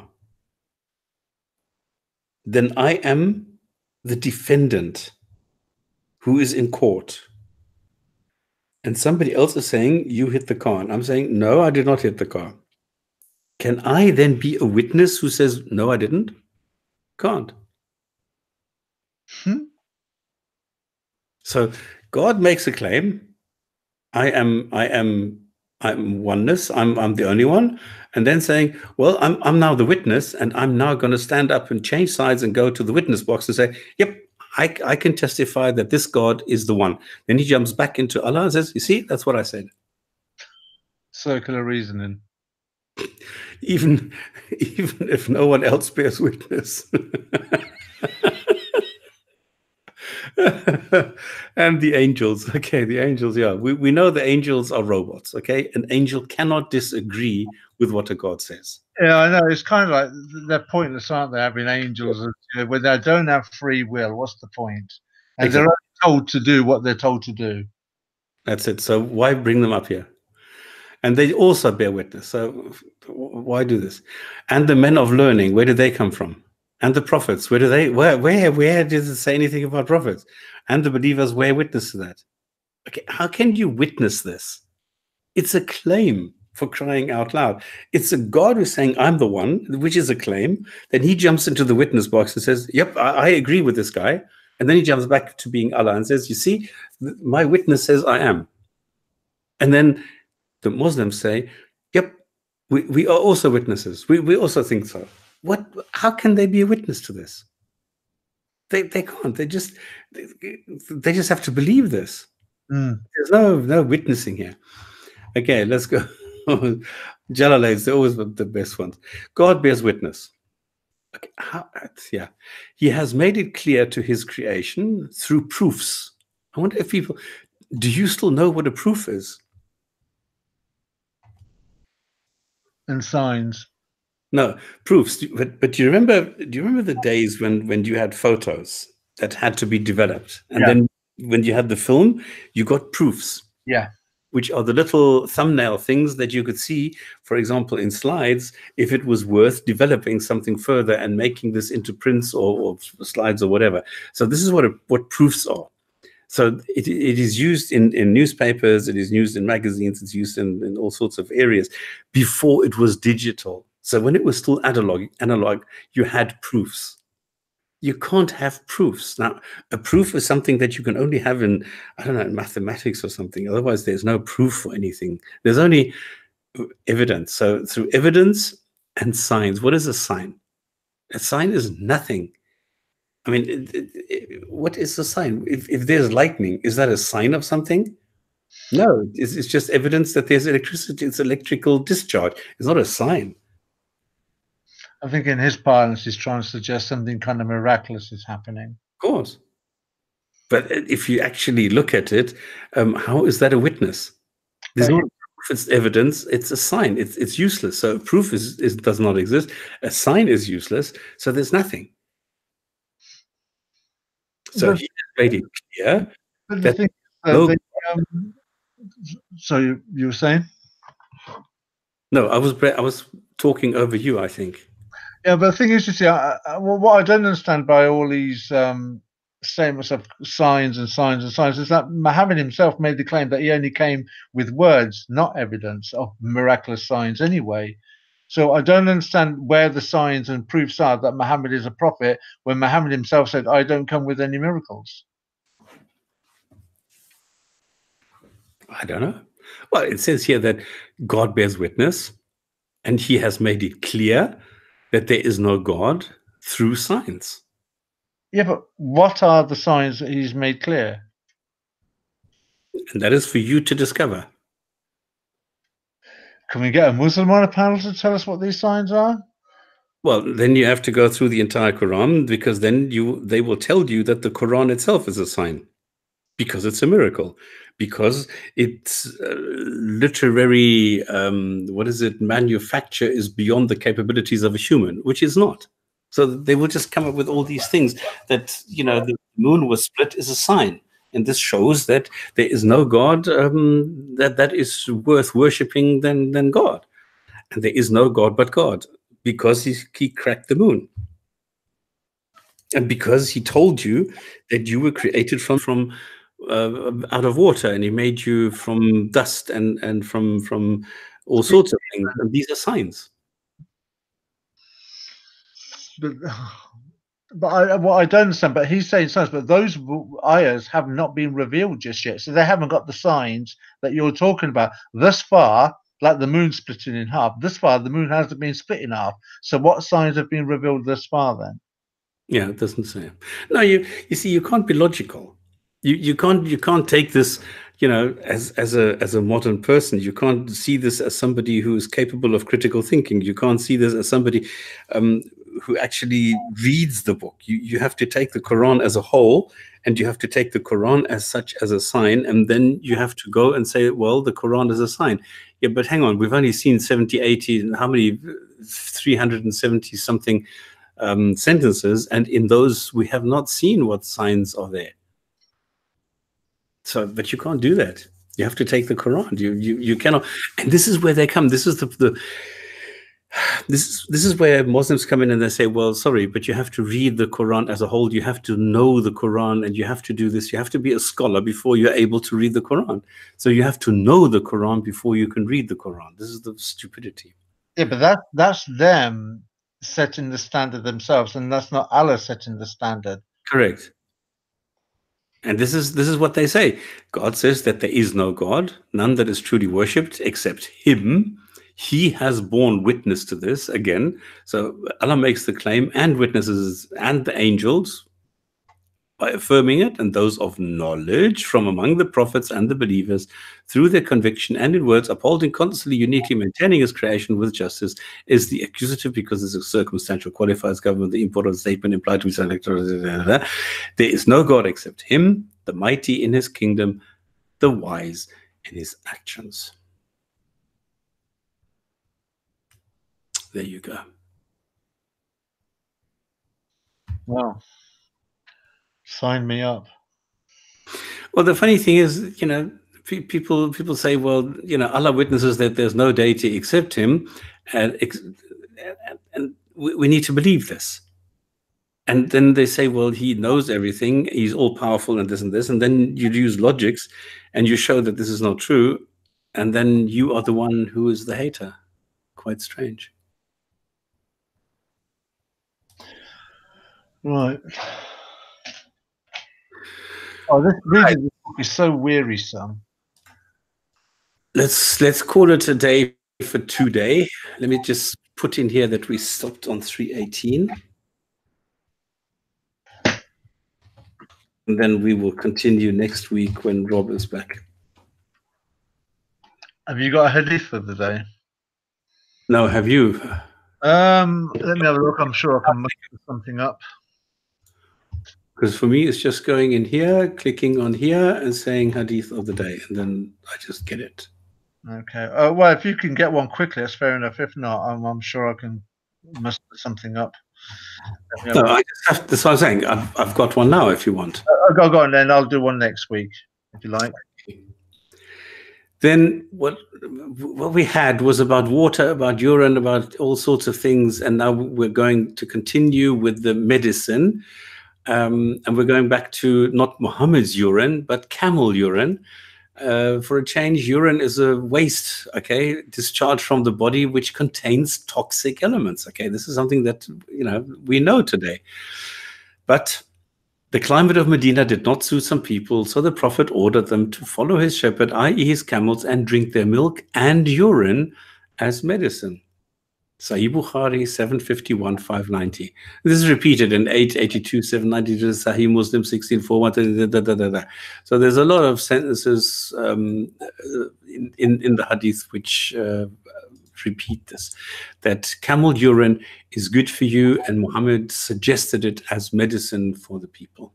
Yeah, I've had a couple of discussions with Muslims on the consumption of camel urine, where they try and justify it by saying, well, look at the Hindus, they drink cow milk. Cow urine. Yeah, but just because the Hindus drink cow urine doesn't justify Muhammad saying that you can drink camel urine. Then you get the smart aleck Muslims that will turn around and say, yeah, but there is medication that has hormones from horse urine for women that are suffering from the menopause. Okay, fine, I'll accept that that's the case, but you're missing the point. And this is where your stupidity comes in, because you've only really repeated the research of somebody else.